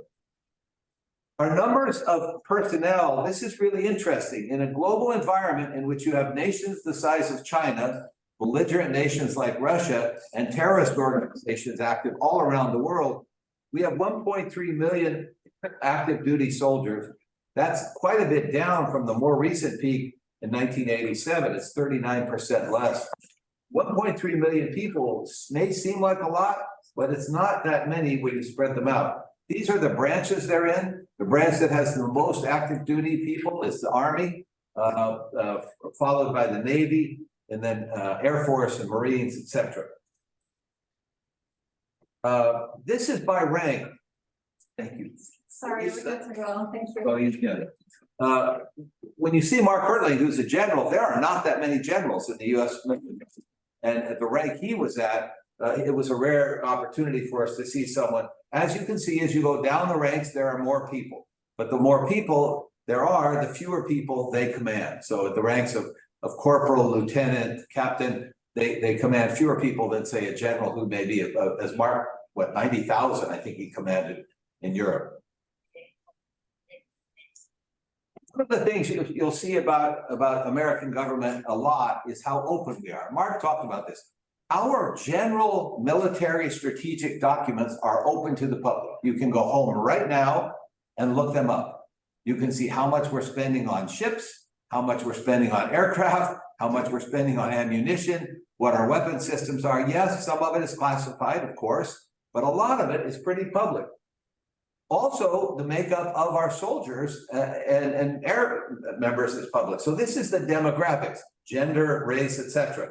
You'll see that, I need my own glasses for this. This talks about percentage. Our military system is made up of active duty military members, but also what are called Department of Defense civilians. We have a whole infrastructure of civilians who work with the military. The Pentagon, when you go into it, it's an enormous building. It's filled with not only military, but civilians working there. Sometimes they're clerks, sometimes they're very skilled technicians in terms of technology, sometimes they're scientists. There's a whole group of people who work with our military who are civilian. And we also have a reserve force. These are people who have served in active duty. They're no longer living on the bases. They're going about their daily lives. But if the need arises, they can be called up to serve in the military. There are lots of physicians in this category, many soldiers, many Air Force, etc. So pilots might be flying for United Airlines, maybe, but if there's a war, they can be called up. This was true heavily in Iraq and Afghanistan. We used a lot of reserve and what are called National Guard forces in addition to our active duty, which is a challenge for them because maybe you're a school teacher one day, but on the weekends, you go do National Guard training. Now, all of a sudden, you've got 2 or 3 kids, you haven't been in uniform, maybe you've gained a little weight, you're not as fit as you are. Suddenly you could get a notice 4 months from now, you're going to a combat zone in Iraq and you're going to risk your lives. And this happened all across America during the period of the wars in Iraq and Afghanistan. And when they would deploy, which is gather together to go to the combat zone, I would always go in my district and meet with those people. And then if I went to the combat theater itself, I would try to meet with them there and see how they were doing. The numbers I'm going to call your attention. So you'll see not a lot of officer corps. Most of the people in the upper graph, the upper pie chart, most of the people are enlisted personnel. Relatively smaller number are officers. The numbers of women in the military has grown significantly in recent years. And that's for a number of reasons. One, we've actively recruited women. If you look at how, you may not know this here, but in US colleges, a greater and greater percentage of participants in college are women. And frankly, they're doing better than men overall. They're more likely to graduate. Their performance in school is often a lot better, and they're making outstanding members of the military, and more and more in combat roles as well. I'll share one anecdote about that. As a member of Congress, we are authorized to select people for the service academies. It's a very prestigious thing. So a very young woman, high school graduate, not very tall, fairly small, but she wanted to be a pilot, and she went and became a helicopter pilot and did rescue missions with a helicopter pilot, as a helicopter pilot in combat in Afghanistan. I asked her mother, who I got to know the families pretty well, I asked her mother, how's she doing? Her mother teared up a little bit. She had a little tear in her eye.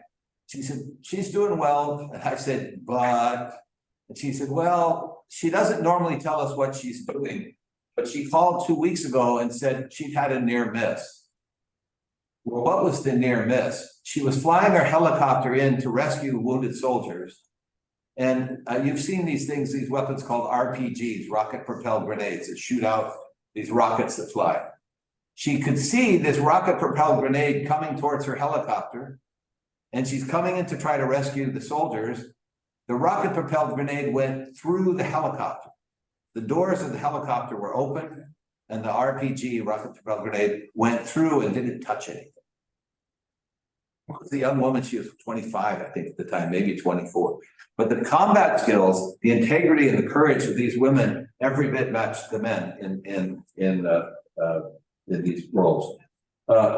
One of the interesting things about our military is that it is one of the places that was the first to integrate. By integrate, I mean where blacks and whites served in equal stature in a professional role.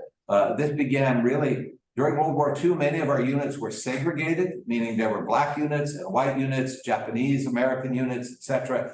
But more and more, the military began integrating people, and was one of the big areas in which integration was first to happen in the country.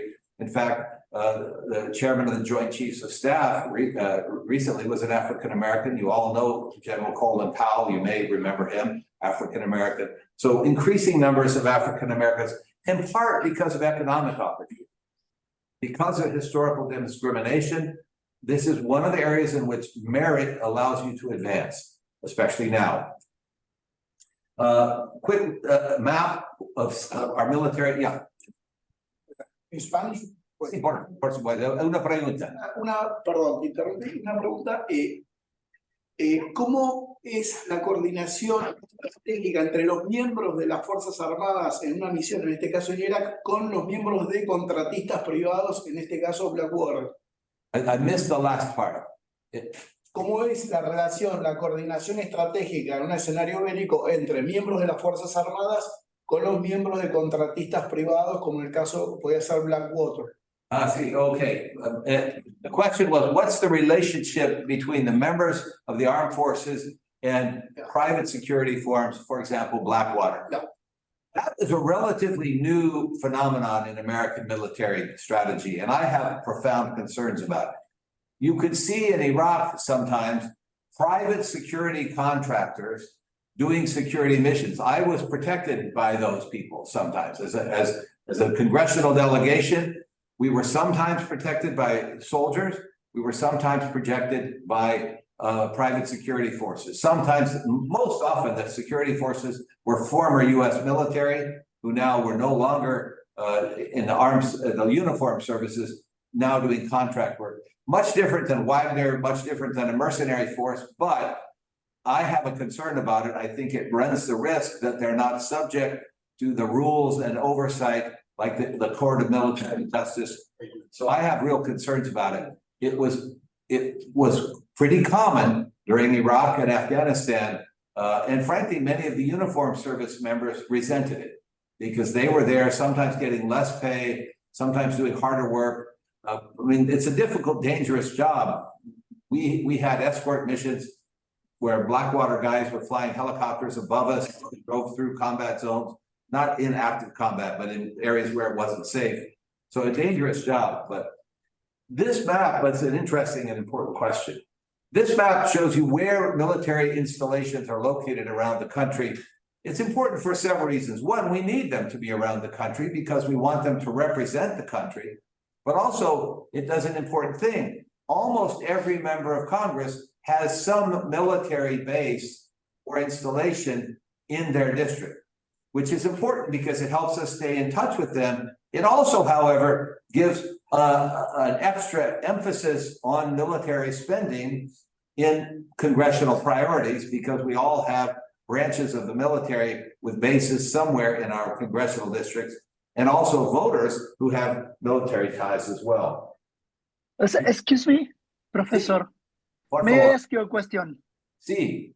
Yes, thank you. Thank you so much. I have a question because are you going to start talking about the relation between the military and the Congress? And I want to know if you have any thoughts or ideas about this measure of blockade that Senator Tommy Tuberville and previously Senator Duckworth from the Democratic Party used to use against the military to gain access to their major ranks. Actually, there was one agreement, the replacement of the General Mark Miller, but there are 301 officers and they do not secure their upper rank. I'm sorry, I don't remember That's right. You're right. Exactly. And I would like to know your ideas. And the second question is related to global infrastructure and the military infrastructure in the United States. How involved is the Senate and actually the House and the Senate in their respective committee in the approval of the new bases, or the open new bases or the closed bases inside the United States and outside the United States? And if you know when the Congress is going to issue a new global infrastructure report in terms of military bases. Thank you. Excellent questions. First of all, we've talked a little bit in past classes about one senator named Tuberville, who is blocking with a thing called the filibuster, basically not letting the approval of many rank advancements, including generals, colonels. These are career decisions. These are important leadership decisions for our national security. One senator is blocking. They just got two passed through a special rule process, but he's literally blocking hundreds of career military leaders from their professional rank and advancement, costing them and their families money, costing our military strategic leadership at a critical time. It's outrageous and it shouldn't happen. On the question of military infrastructure, I'm going to go into that a little bit. The Congress has quite a bit of say over what gets built and where it gets built and how much it costs. And it could be a real problem because sometimes we're doing that because it's in the national security interest. Sometimes we're doing it because we've been heavily influenced by the jobs in our district or possibly by campaign contributions, and that can create a real conflict. And as I'll talk in a little bit, former general, and then later President Dwight David Eisenhower, who commanded the Allied forces on D-Day in World War II, he spoke of what was called the military-industrial complex, which is where the industries that produce weapon systems join together in some fashion with the military and then drive your national budget and your national priorities toward their interests in the ways that may not be compatible with other interests. And he spoke very passionately about this, and we'll get to that actually in just a little bit. So great questions, both of them. We had 171,000 troops. Let me finish this for a little bit. Great. 171,000 plus troops stationed internationally. And again, it may seem like a large number, but when you include people we had on the ground for a time in Afghanistan and Iraq, when you include the European theater, now with forces in Japan and other places in Asia, it spreads out pretty fast. And not only that, when you say 171,000, that includes mechanics, it includes clerks, it includes security forces, but it's not all combat forces. So the actual number of potential combat forces distributed around the world relative to the threats is relatively small.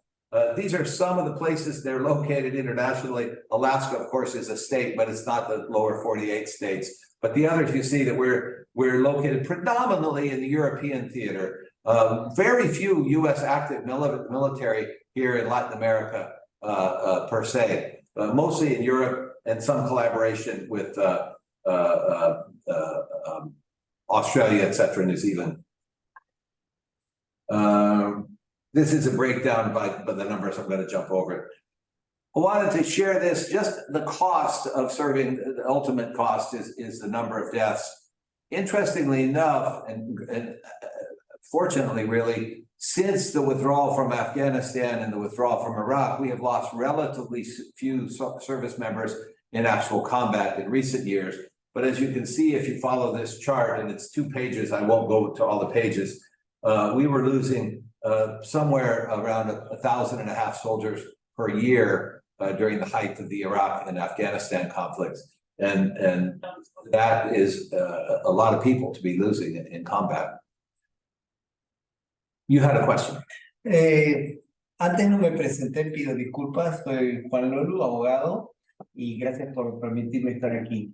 La pregunta que le hago es la siguiente. En un escenario conflictivo como el que vivimos, donde Estados Unidos tiene una democracia, donde funciona el Congreso, la relación entre los militares y el Congreso, y las decisiones deben ser rápidas, deben ser contundentes y rápidas. ¿Existe en el Congreso norteamericano una comisión específica de temas militares que pueda tratar más allá de que algún senador o del partido que sea pueda obstruir y qué mecanismo hay para evitar esa obstrucción cuando del otro lado los potenciales enemigos son autocracias o dictaduras? Corea del Norte, hay una sola persona que decide, Rusia, una sola persona que decida, y China, que es una dictadura. Y el terrorismo, como mencionamos, que no tiene reglas. Entonces, ¿cómo se resuelve eso para agilizarlo y no caer en una decisión tardía que ponga en juego la seguridad nacional? It's a great question, and it's a challenge for democracies, not only militarily, but economically as well. How does a democratic free market system with a rule of law and complex congressional structures compete against dictatorial societies where there is no change of administration? We change administration. We can change the majority in Congress every 2 years. We can change the president every 4 years. A third of the Senate is elected every 2 years, so 2/3 of the Senate are elected every 4 years. That is a real challenge for us. And it's especially a challenge. It used to be that in general in the US, when it came to issues of international conflict, we tried to reduce partisan differences. Not always by any means. But now partisan differences are becoming played out on international military grounds, with the biggest example right now being Ukraine, with some Republicans, including presidential candidates, saying we should not fund Ukraine, and even some Democrats having said similar things. So it's a real challenge for us. And it's also a challenge because a Democratic Congress can move pretty slowly and not always rapidly. The power to declare war resides in the Congress, but presidents increasingly have been using what they call authorization for the use of force. It's not a war, but you've got military people, so that's been a tension as well. And I'm going to show you in just a little bit an example of how a decision about what kind of ships should we have has become victim to politics in contrast to what the military actually would like to see. So it's your question's anticipating what we're going to get to in a second. It's a great question. Here's another example. We had decided that we were after Vietnam. In Vietnam, a lot of 18-year-olds, 17-year-olds were being forced to serve in the military, to go to Vietnam and kill people they didn't know and get killed themselves. As we saw in the prior class about the protests that erupted, this was very controversial. And we abandoned we still have what's called selective service. Every 18-year-old male has to register that they are available to serve in the military if called upon to do so. But we don't do that anymore. We have that right as a country, and we have the lists and the information. It's called selective service. But we all of our military force is volunteer. But and it's, by the way, that's 50 years ago that we turned to an all-volunteer force. So there's much discussion in our country right now because it's turned out in the last 2 years that the Army can't meet its enlistment goals. They have a target, how many soldiers we want to bring in, where the numbers who are applying to serve in the Army are below that. Same is true to a lesser degree in some of the other service branches. And what happens? We're in competition, as you're suggesting, with dictatorships that can just do whatever they want and force the people to serve in the military. So there is great debate right now in the US, should we still have an all-volunteer force in our military? And this is Mark Milley, the gentleman I talked about earlier. He was offering some comments on this. I want to share this on the international perspective. Only about a third of the world's countries draft people into their militaries. So when we say draft, this is mandatory service. It means you turn 18 or you're between 18 and 35, they set the age range, you must serve in the military. It's only about a third of countries require that. But the problem partly is, what are those countries? China. China has revised its mandatory service requirements up so that older people can now be drafted, forced to serve in the Chinese military. Why? Partly because they're wanting more experienced people to deal with cybersecurity and other things like that. And also quite of concern to many is they may be preparing for an invasion of Taiwan.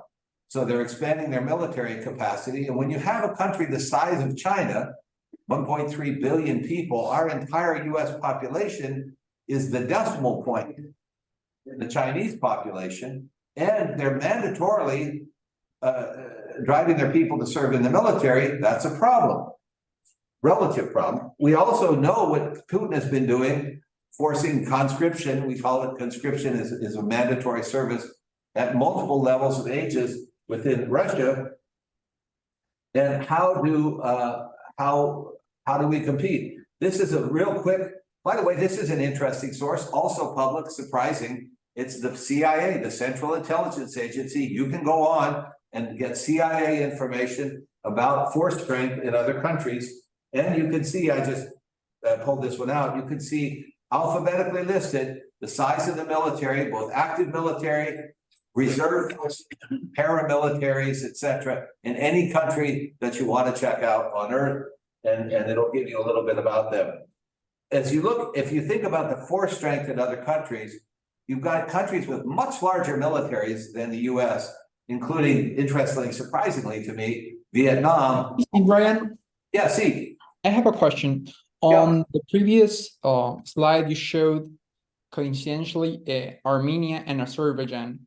Do you believe the United States will be involved in the conflict of Nagorno-Karabakh that has just exploded a week ago? That's a really interesting question. I doubt we'll have, I would be shocked if we would send any forces to that.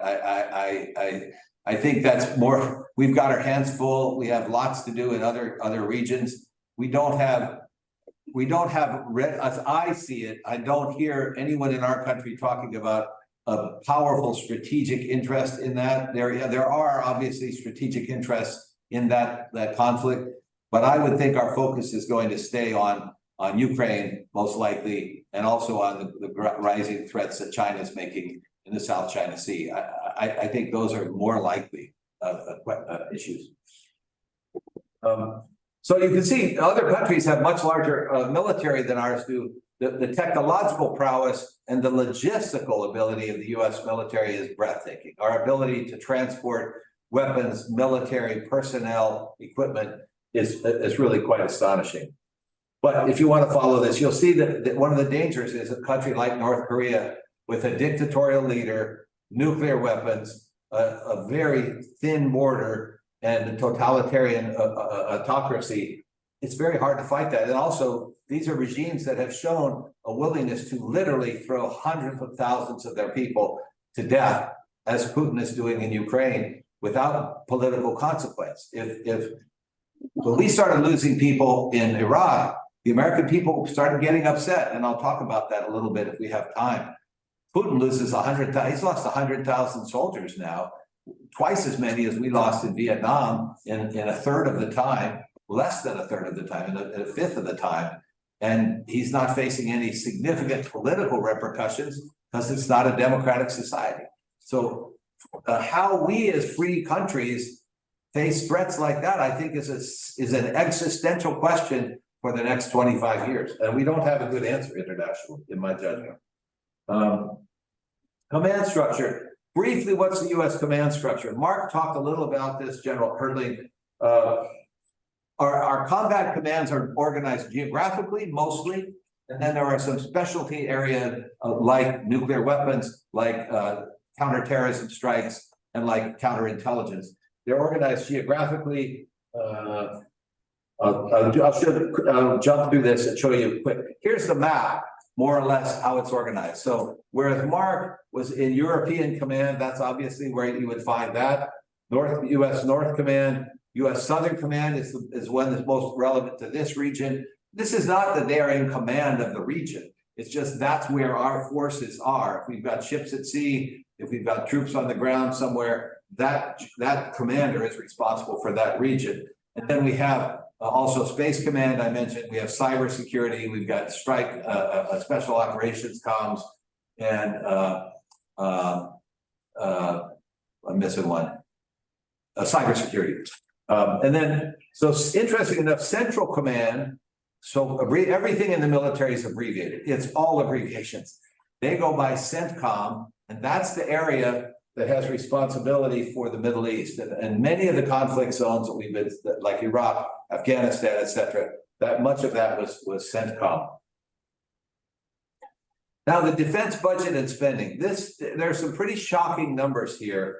But again, it's all public information. What happens? The military says to the president, and the president, the executive branch, and the military work together and submit a budget to the Congress. You can see literally line by line in the federal budget, which you can access online if you want.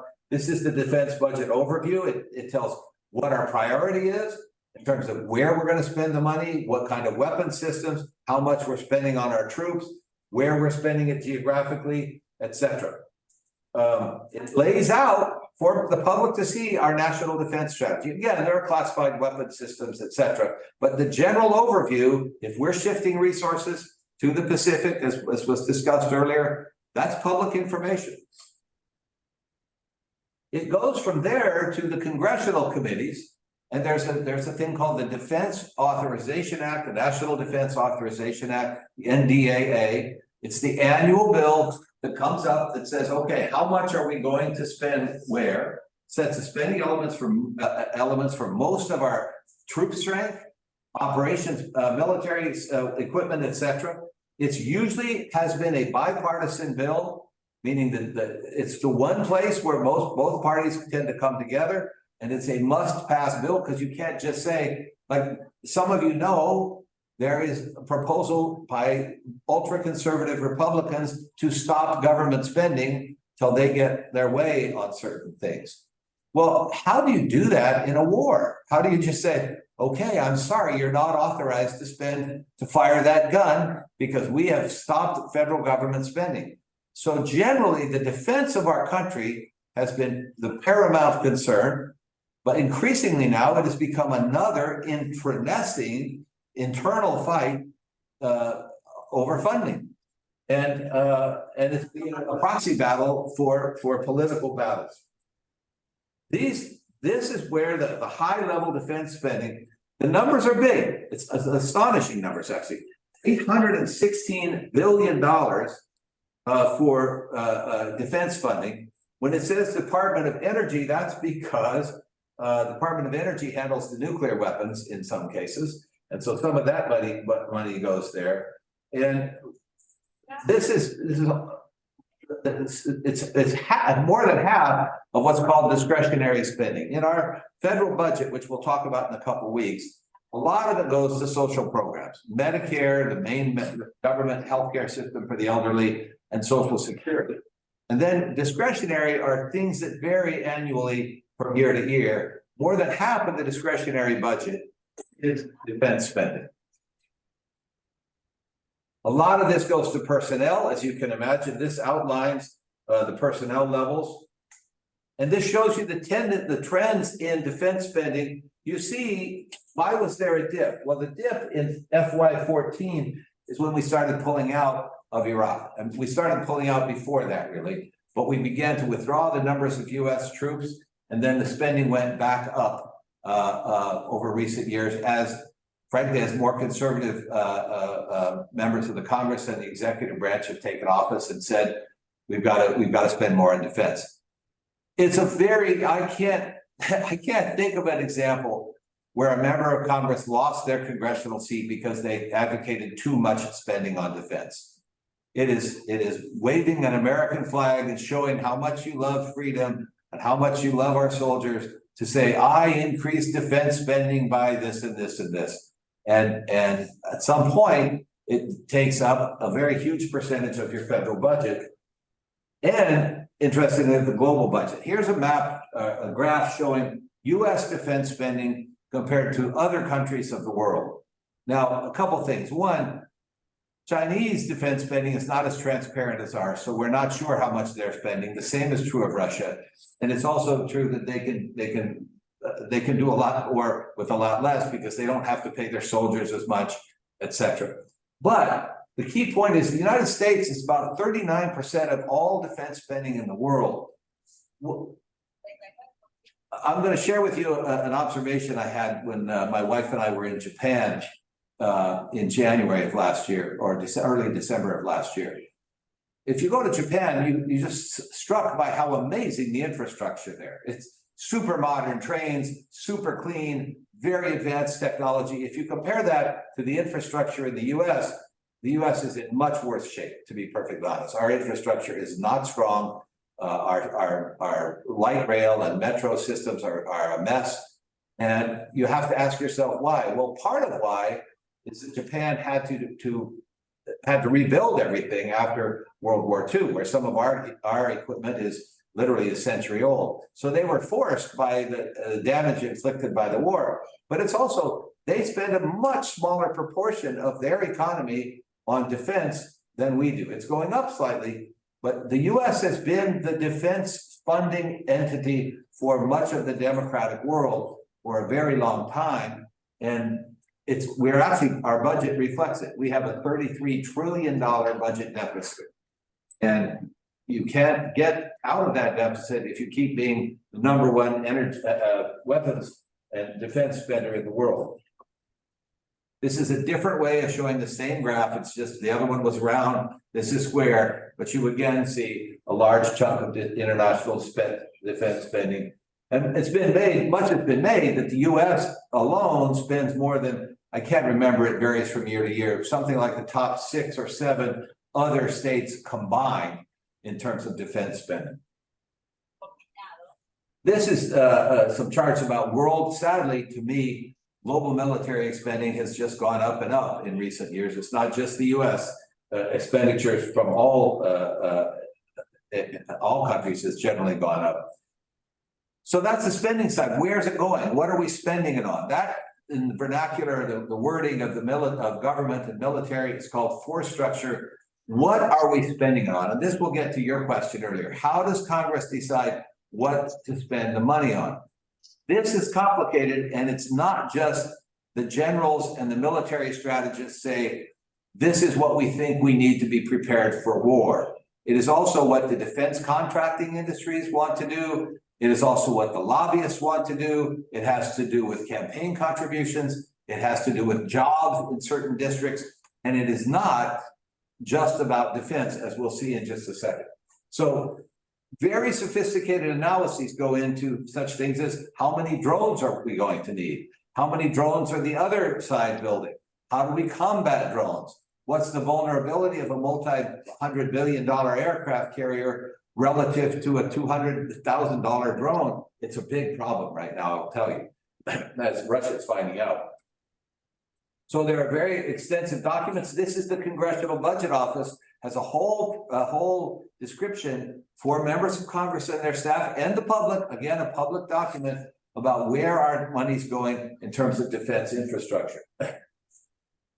This is a more detailed, just about shipbuilding. So you can have a broad picture of aviation, tanks, every aspect, nuclear weapons, etc. But then within each area of defense force structure, very specific studies. The Congressional Research Service did this one on our naval infrastructure. How many ships? What kinds of ships? What are they designed for? Where will they be deployed? What is the cost to maintain them? How many sailors are required? What kind of combat operation? What are their vulnerabilities? How do they compete against submarines? What's their susceptibility to drone attacks? All of these things have to be figured out. And you can read it up if you want to read the CRS report. But here's the problem. What happens if the military says, we want to build something, a contractor builds it, and it doesn't work? There's a powerful story, if you get a chance to read this story from the New York Times, of a certain category of ships that were built at an enormous expense in certain powerful members of Congress's districts, built at enormous expense, and then they don't work. You take them out to sea, you've got your crew, and the equipment fails. The motors don't work, the propellers break, the radar system doesn't work, the weapon systems don't work. Now what do? You've invested literally hundreds of billions of dollars sometimes in some of these systems, and you've got something that doesn't work. But there are jobs created where the thing's being built. So here's an example of a flaw in our system. A series of warships were created. These were what are called littoral combat zones, a sort of near-shore combat environment, relatively near shore. They didn't work. The Navy said we should give up on it. These ships were supposed to last for 20 years. After 5 years, they said, they're not working, we're going to stop using them. 5 years of service, that's nothing. A tremendous amount of expense, but it would cost vastly more to keep them going. But some members of Congress said, but they employ people. By the way, these are, I'm going to be a little partisan here. These are conservative Republicans who hate socialism, hate the federal government spending money to give people free salary or something. But if you're building a ship in their backyard, even if the Navy says, the United States Navy says, we don't want these. We could spend our money better in lots of other ways. You made them poorly. They don't do what we need to do. Please don't make us pay for these ships. That's what the Navy says. Suddenly, the ship companies say, oh my gosh, they're going to quit building these ships. We have to activate our lobbyists. A lobbyist is a person who advocates to try to get Congress to do something. So they activate their lobbyists and they start spending money telling the members of Congress and the voters in the Congress districts, Congressman so-and-so doesn't want to fund this ship. Your job is at stake. Call the congressman and tell him or her to fund these ships. This is pretty shocking, actually. This is how much money is spent on lobbying. So if I'm a defense contractor, I can pay a person to go and talk to members of Congress about the products we're building. Could be an aircraft, could be a tank, could be a rifle, could be anything, could be a radar system. And they will visit the members of Congress and they will say, I'm Congressman, I want to talk to you about this weapon system that's being proposed. Here's why it matters, blah, blah, blah. They will also, here's the numbers on this. I don't know if you can see. It's an astonishing number. That's $127 million not spent educating our kids, not spent feeding people, not spent building houses, but trying to get members of Congress to spend money on something. Now, remember, the overall federal budget is, defense budget is over $800 billion. So if you can parlay, if you can leverage $120 million of lobbying to an $800 billion expenditure total, that could be a pretty good return on investment. So it's huge. And it also plays out in terms of campaign contributions. This is kind of what we would call an eye chart. It's a terrible PowerPoint slide because you can't read it. But the top is Lockheed Martin, major US defense contractor, spent $3 million on campaign contributions. So they find members of Congress, typically on the Armed Services Committee, and they contribute to their campaigns in addition to funding lobbyists. And then in addition to funding educational campaigns, which could cost many, many more dollars. So an enormous amount of pressure. Back to your question about how do you balance these things? It's not an art. And it is very hard, I will tell you, as a member of Congress, to say, yes, I know that this aircraft creates jobs in my district, but the Pentagon says they don't want it, so I won't support it. When all the workers who work on that aircraft and all the businesses who supply homes and food and whatever to those workers, and even, in fact, when they were going to close some bases, they had to create independent commissions to recommend which bases to close. So it wasn't all just everybody saying, don't close my base, which is what happens. You had a question. Yes, is it the Congress the one who selects the contractor? No, that's a very great, yes and no, actually, yes and no. The military has objective decision-making about who will win a contract. So for example, let's suppose Boeing, a major, which is in our in my backyard, where we live 7 miles away. Not all their defense is there, but the Boeing major manufacturing is there. So let's suppose they're in competition with Lockheed Martin for the next generation of strike fighter. This is a fighter aircraft, right? So what happens?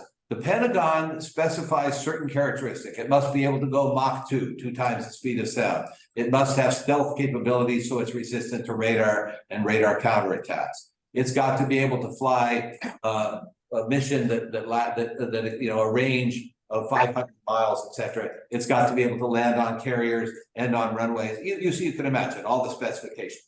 The companies bid on that. They say, we think we can make this aircraft for this price. And then typically, the sequence is, then typically one or two, typically more than one contractor will get a contract. And they'll say, well, build one and we'll see. We'll fly yours, we'll fly the other guys, the other companies, and we'll see which performs the best. But it's not always objective because members of Congress, as we say, can put their finger on the scale, right? They can say, well, we favor this. And if you're a very powerful chairman of the committee that runs the appropriations, you can eliminate programs that you don't like, and you can fund programs even that the military doesn't like. And so those chairmen, imagine how much money they get for their campaigns from the defense industry.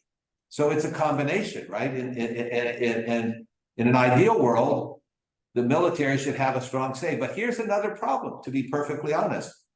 Some subset, some group of American former military, when they leave the military, remember, you can retire after 20 years, you're 40 years old, you've got a valuable skill, the knowledge of how the military works. You can now go to work for a defense contractor. So you can now become a lobbyist for a defense contractor and make 5 times as much as you made in the military.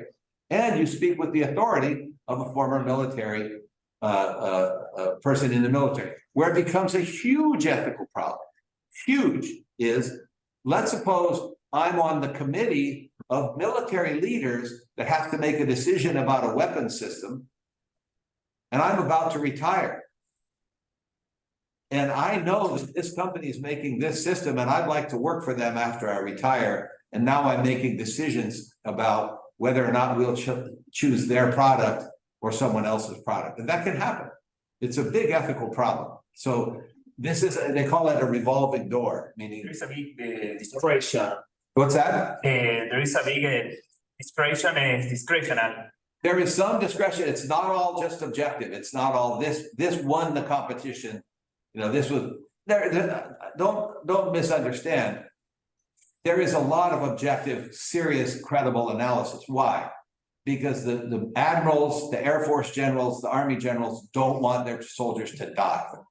They want America to be well defended, and they're not afraid to tell members of Congress this is a bad product, right? But understand that the members of Congress may have a different reward structure, and that's where the conflict comes. So I mentioned Eisenhower's warning about the military-industrial complex. That's the idea that I was just describing, that this consortium of defense contractors pairs up with members of Congress, pairs up with financial contributions, etc., and that then distorts our outcome. Eisenhower's speech is it's only a 10-minute. When he was going to leave Congress, not all presidents do this, many do, but he gave about a 10-minute speech. And he cautioned, he basically said, this is what we've done. This is what I would caution you about. And in this brief 10-minute speech, and Eisenhower was the former commanding general of D-Day, as I mentioned. So when he spoke about military-industrial complex, he's not saying, I'm a pacifist, I hate the military. He said, I'm the general. I've seen how this works. Be careful for your democracy. Was there a question, Pilar? Okay. We're going to finish with a little bit of a story. Después vamos a la cancha, ma. Sí, was there... La copa que pidieron la gallina, la gallina. I need to apagar to my microphone. So I want to share with you a personal story. One of the big questions is, how does Congress interface with the military? Mark Hurtling mentioned at the time he was in Iraq. The U.S. involvement in Iraq was pretty complicated, to say the least. We had been attacked by terrorists who had safe harbor in Afghanistan. And the initial war was to take combat to the Al-Qaeda cells in Afghanistan. President Bush decided, for a variety of reasons, I think mostly wrong, that we should also attack Iraq. There was assertion that Iraq had weapons of mass destruction. It was not clear if they did. And there was an assertion that they were a threat to US security. The problem many of us saw with that was it was going to take our attention away from Afghanistan, which was where the real fight was. And historically, Afghanistan was a tough theater, difficult theater to fight in. When that issue came to a vote, it was about 70% popular in the American public that we should not only go in, we were already in Afghanistan, but when Bush came to the American public and said, and to the world, and said, we should attack Saddam Hussein if he doesn't meet certain requirements, it was very popular to give President Bush that authority. America was still deeply shocked by what happened on 9/11. America felt that terrorism was a growing threat around the world. Saddam Hussein had already previously, a few years earlier, invaded Kuwait and Saudi Arabia. And Saddam Hussein was a brutal dictator. So many conservatives around the Bush circle thought this is a chance to, in quotes, liberate Iraq, and we will be welcomed as heroes, and we'll stop his use of weapons of mass destruction. I went to the region multiple times before that vote. I spoke to people in the region. I extensively studied the security briefings, and I believed it was a mistake to go into Iraq. Now, when you've got a vote that's 70% popular with the public, and you go the other way, you risk your reelection. But that's what I did. So the vote's taken, the US invades Iraq, quick defeat of Saddam Hussein, but then an insurgency develops, some terribly stupid decisions made by the Bush administration and his appointees. An insurgency develops, and all of a sudden, there are terrorist cells all through Iraq. Al-Qaeda is actually prominent in Iraq, which it hadn't really been before. And the American people are seeing grisly images every night of Americans killed or civilians killed, truck bombs, vehicle-borne IEDs, everything's going bad. I'm compressing about 7 years to a short time period. So I make multiple trips to Iraq and to Afghanistan, personal trips with my staffer, Nick Pallarino, who you saw earlier. And in 2007, when the war is looking very badly, I make a trip in August in which, and I got to know General Petraeus and our ambassador Ryan Crocker and many of the Iraqi leaders, and most importantly, our soldiers on the ground. In 2007, I make a trip that convinces me that while I believe it was the single worst foreign policy mistake in the history of our country to invade Iraq, I still believe that. Once you've dismantled the nation's security infrastructure, left people vulnerable to terrorists, which we had done, Al-Qaeda was doing horrible things, chopping the heads off girls for going to school, cutting the hands off people, murdering sheikhs and leaving their bodies in the desert, doing awful things. I came back at that point now, whereas when I first voted against the war, it was 70% popular to go to war. Now people wanted to pull out because they were tired of seeing Americans die. They were tired of seeing Iraqis die, and I got that. But I went to the theater, listened to our generals, talked to people like General Hertling, and they said, we're actually making progress here. It doesn't look it, but we are. So I came back from that visit, and mind you, the Democratic Party was very much anti-war from the beginning and was really anti-war at this point. I came back as a Democrat who voted against the war and said, as big as the mistake was to go in to begin with, it might be at least as big to pull out. Here's the press coverage of that. I don't know if you can read this or not, but what happened? When I came back and did that, we had town hall meetings, literally with 500 people standing outside and being in the room shouting at me, calling me a fascist, a murderer, a traitor, all these things, with blood on their hands, literally like theater blood, you know, their hands covered in blood. And people who had been lifetime friends, people who had been political supporters, now saying, we'll never support you again. Because I had changed, they thought I had changed who I was. I really wasn't. I had initially voted against the war because I thought it was not in our national interest. I believed it was not in our national interest to pull out prematurely. I thought we had a moral responsibility and a strategic interest to stay. But 500 people in every town, I did 5 of these town halls. So wherever I went, people were, it was not pleasant. No. But I will tell you, my political consultants said at one point, you shouldn't do a town hall because you're going to get killed at the town halls. And I said, no, people are getting killed in Iraq. I'm going to get yelled at. And I firmly believe that you don't deserve to have the position unless you're willing to lose it. And so I took this position. It turns out, I'm not bragging about this, but it's the fact. Of the 435 members of the House, 100 members of the Senate, there was only one person who had opposed the war to begin with, and then later on said it would be morally wrong and strategically unwise to pull out prematurely. And that was me, which didn't make my party, it didn't make the Republicans happy to begin with when I didn't go for the war they wanted to start. And then when my party wanted to pull out, they all got really mad at me. And this is, I'll just give you one other. So here's the article about the town halls and how unpleasant they were when I first did it. And if you read this article, I don't expect you to, but members of my own political party, fellow members of my own party in Congress were saying, Brian's wrong. He's been tricked. This war is a failure. We have to get out. He's a sucker. I mean, everything you can imagine that they were saying. And literally people, dear friends, saying, I will never support you again. I'm sorry I ever supported you to begin with, etc. So, and I acknowledge at every town hall, I don't know what's going to happen.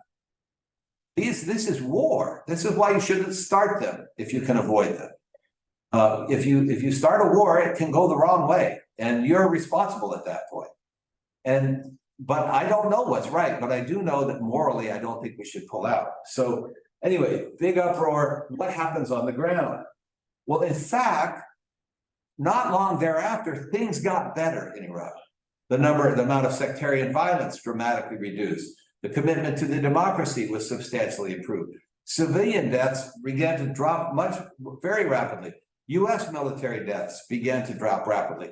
AQI, Al-Qaeda in Iraq, got defeated. We beat them. We crushed them. We pulled out. They would have expanded to Jordan because they were in the western part of Iraq, adjacent to Jordan. They would have taken Jordan, I'm sure of it. And Jordan was an ally in the region, a relatively moderate Arab state. One of the things that happens in politics, and Congresswomen and many watching know this, people can criticize you for what you do, but they never have to test their hypothesis against reality. You don't get to play out in actual life. Okay, well, let's try your experiment. We'll just pull out. We'll have no military forces there. We'll let Al-Qaeda take over. We'll let Al-Qaeda take Jordan. We'll let them slaughter children who try to go to school. Well, we don't get to try it. So you just have to make your best call. This was actually a very nice article. I didn't solicit it. He said, a year ago, Baird took this position and everybody almost said he was wrong. And they yelled at him and they criticized him. But look, it turns out he was probably right. And not a single person who had criticized me, I think there was maybe one, but it criticized me at the time, came and said, Brian, I said you were tricked and fooled and it was all going to get worse. Never happened. But it doesn't matter, right? Because that's not why you do it. If you want to see some videos of this, which is, you have better ways to spend your time. One town hall went 3 hours and 45 minutes. 3 hours and 45 minutes of just me taking as many questions until the audience finally got so tired, they kind of went home. And it's pretty powerful. I have very strong memories of it. But you had a question, then we'll wrap up after two or three questions. Una pregunta sola, si podía explicar el concepto de lo que es el Open Source Intelligence, inteligencia de código abierto. So what is meant by open source intelligence? Well, depends on how you're looking at it.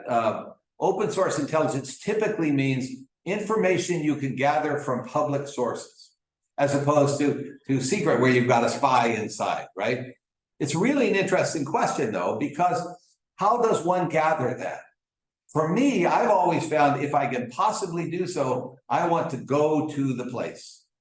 Recognizing the limits, right? Recognizing that I can't talk to everybody, but I'm going to hear some stories and I won't hear others. But open source intelligence generally means looking at what is publicly available, what's being written in the newspaper, what's happening on social media. That's your better place to look right now. What's being said, especially with the rise of right-wing extremism around the world, they're very effective at public media.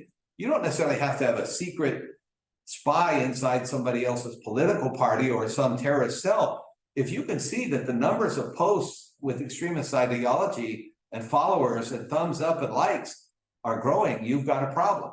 And increasingly now, of course, especially Russia started this during our election some years ago, planting what looked like open source information, but it was really manipulation. In the last election, if I think it was the last presidential, more than 40 million Americans at some point had either retweeted or forwarded something in social media that was planted by the Russians. Not a factual news-based thing, something they planted to instill hate. And they'll plant things that the African-American community might read to get them really mad at white Americans. They'll plant things for white Americans might read to get them mad at black Americans. It's the same guys just trying to build hatred. And so this is a huge problem. And then as a member of Congress, one of the questions is, what's your credible source? And I, having visited Iraq and Afghanistan multiple times, came to trust David Petraeus, the general, and Ryan Crocker, because they were willing to admit mistakes. They were willing to not take credit for things that they didn't earn credit for, to lay things out because they were great public servants, and I came to respect them profoundly. But not every member did that. Many members just read whatever their popular press was, etc. So let's take 2 more questions and we'll wrap it for the day. Do we have any more questions online, Juan? Or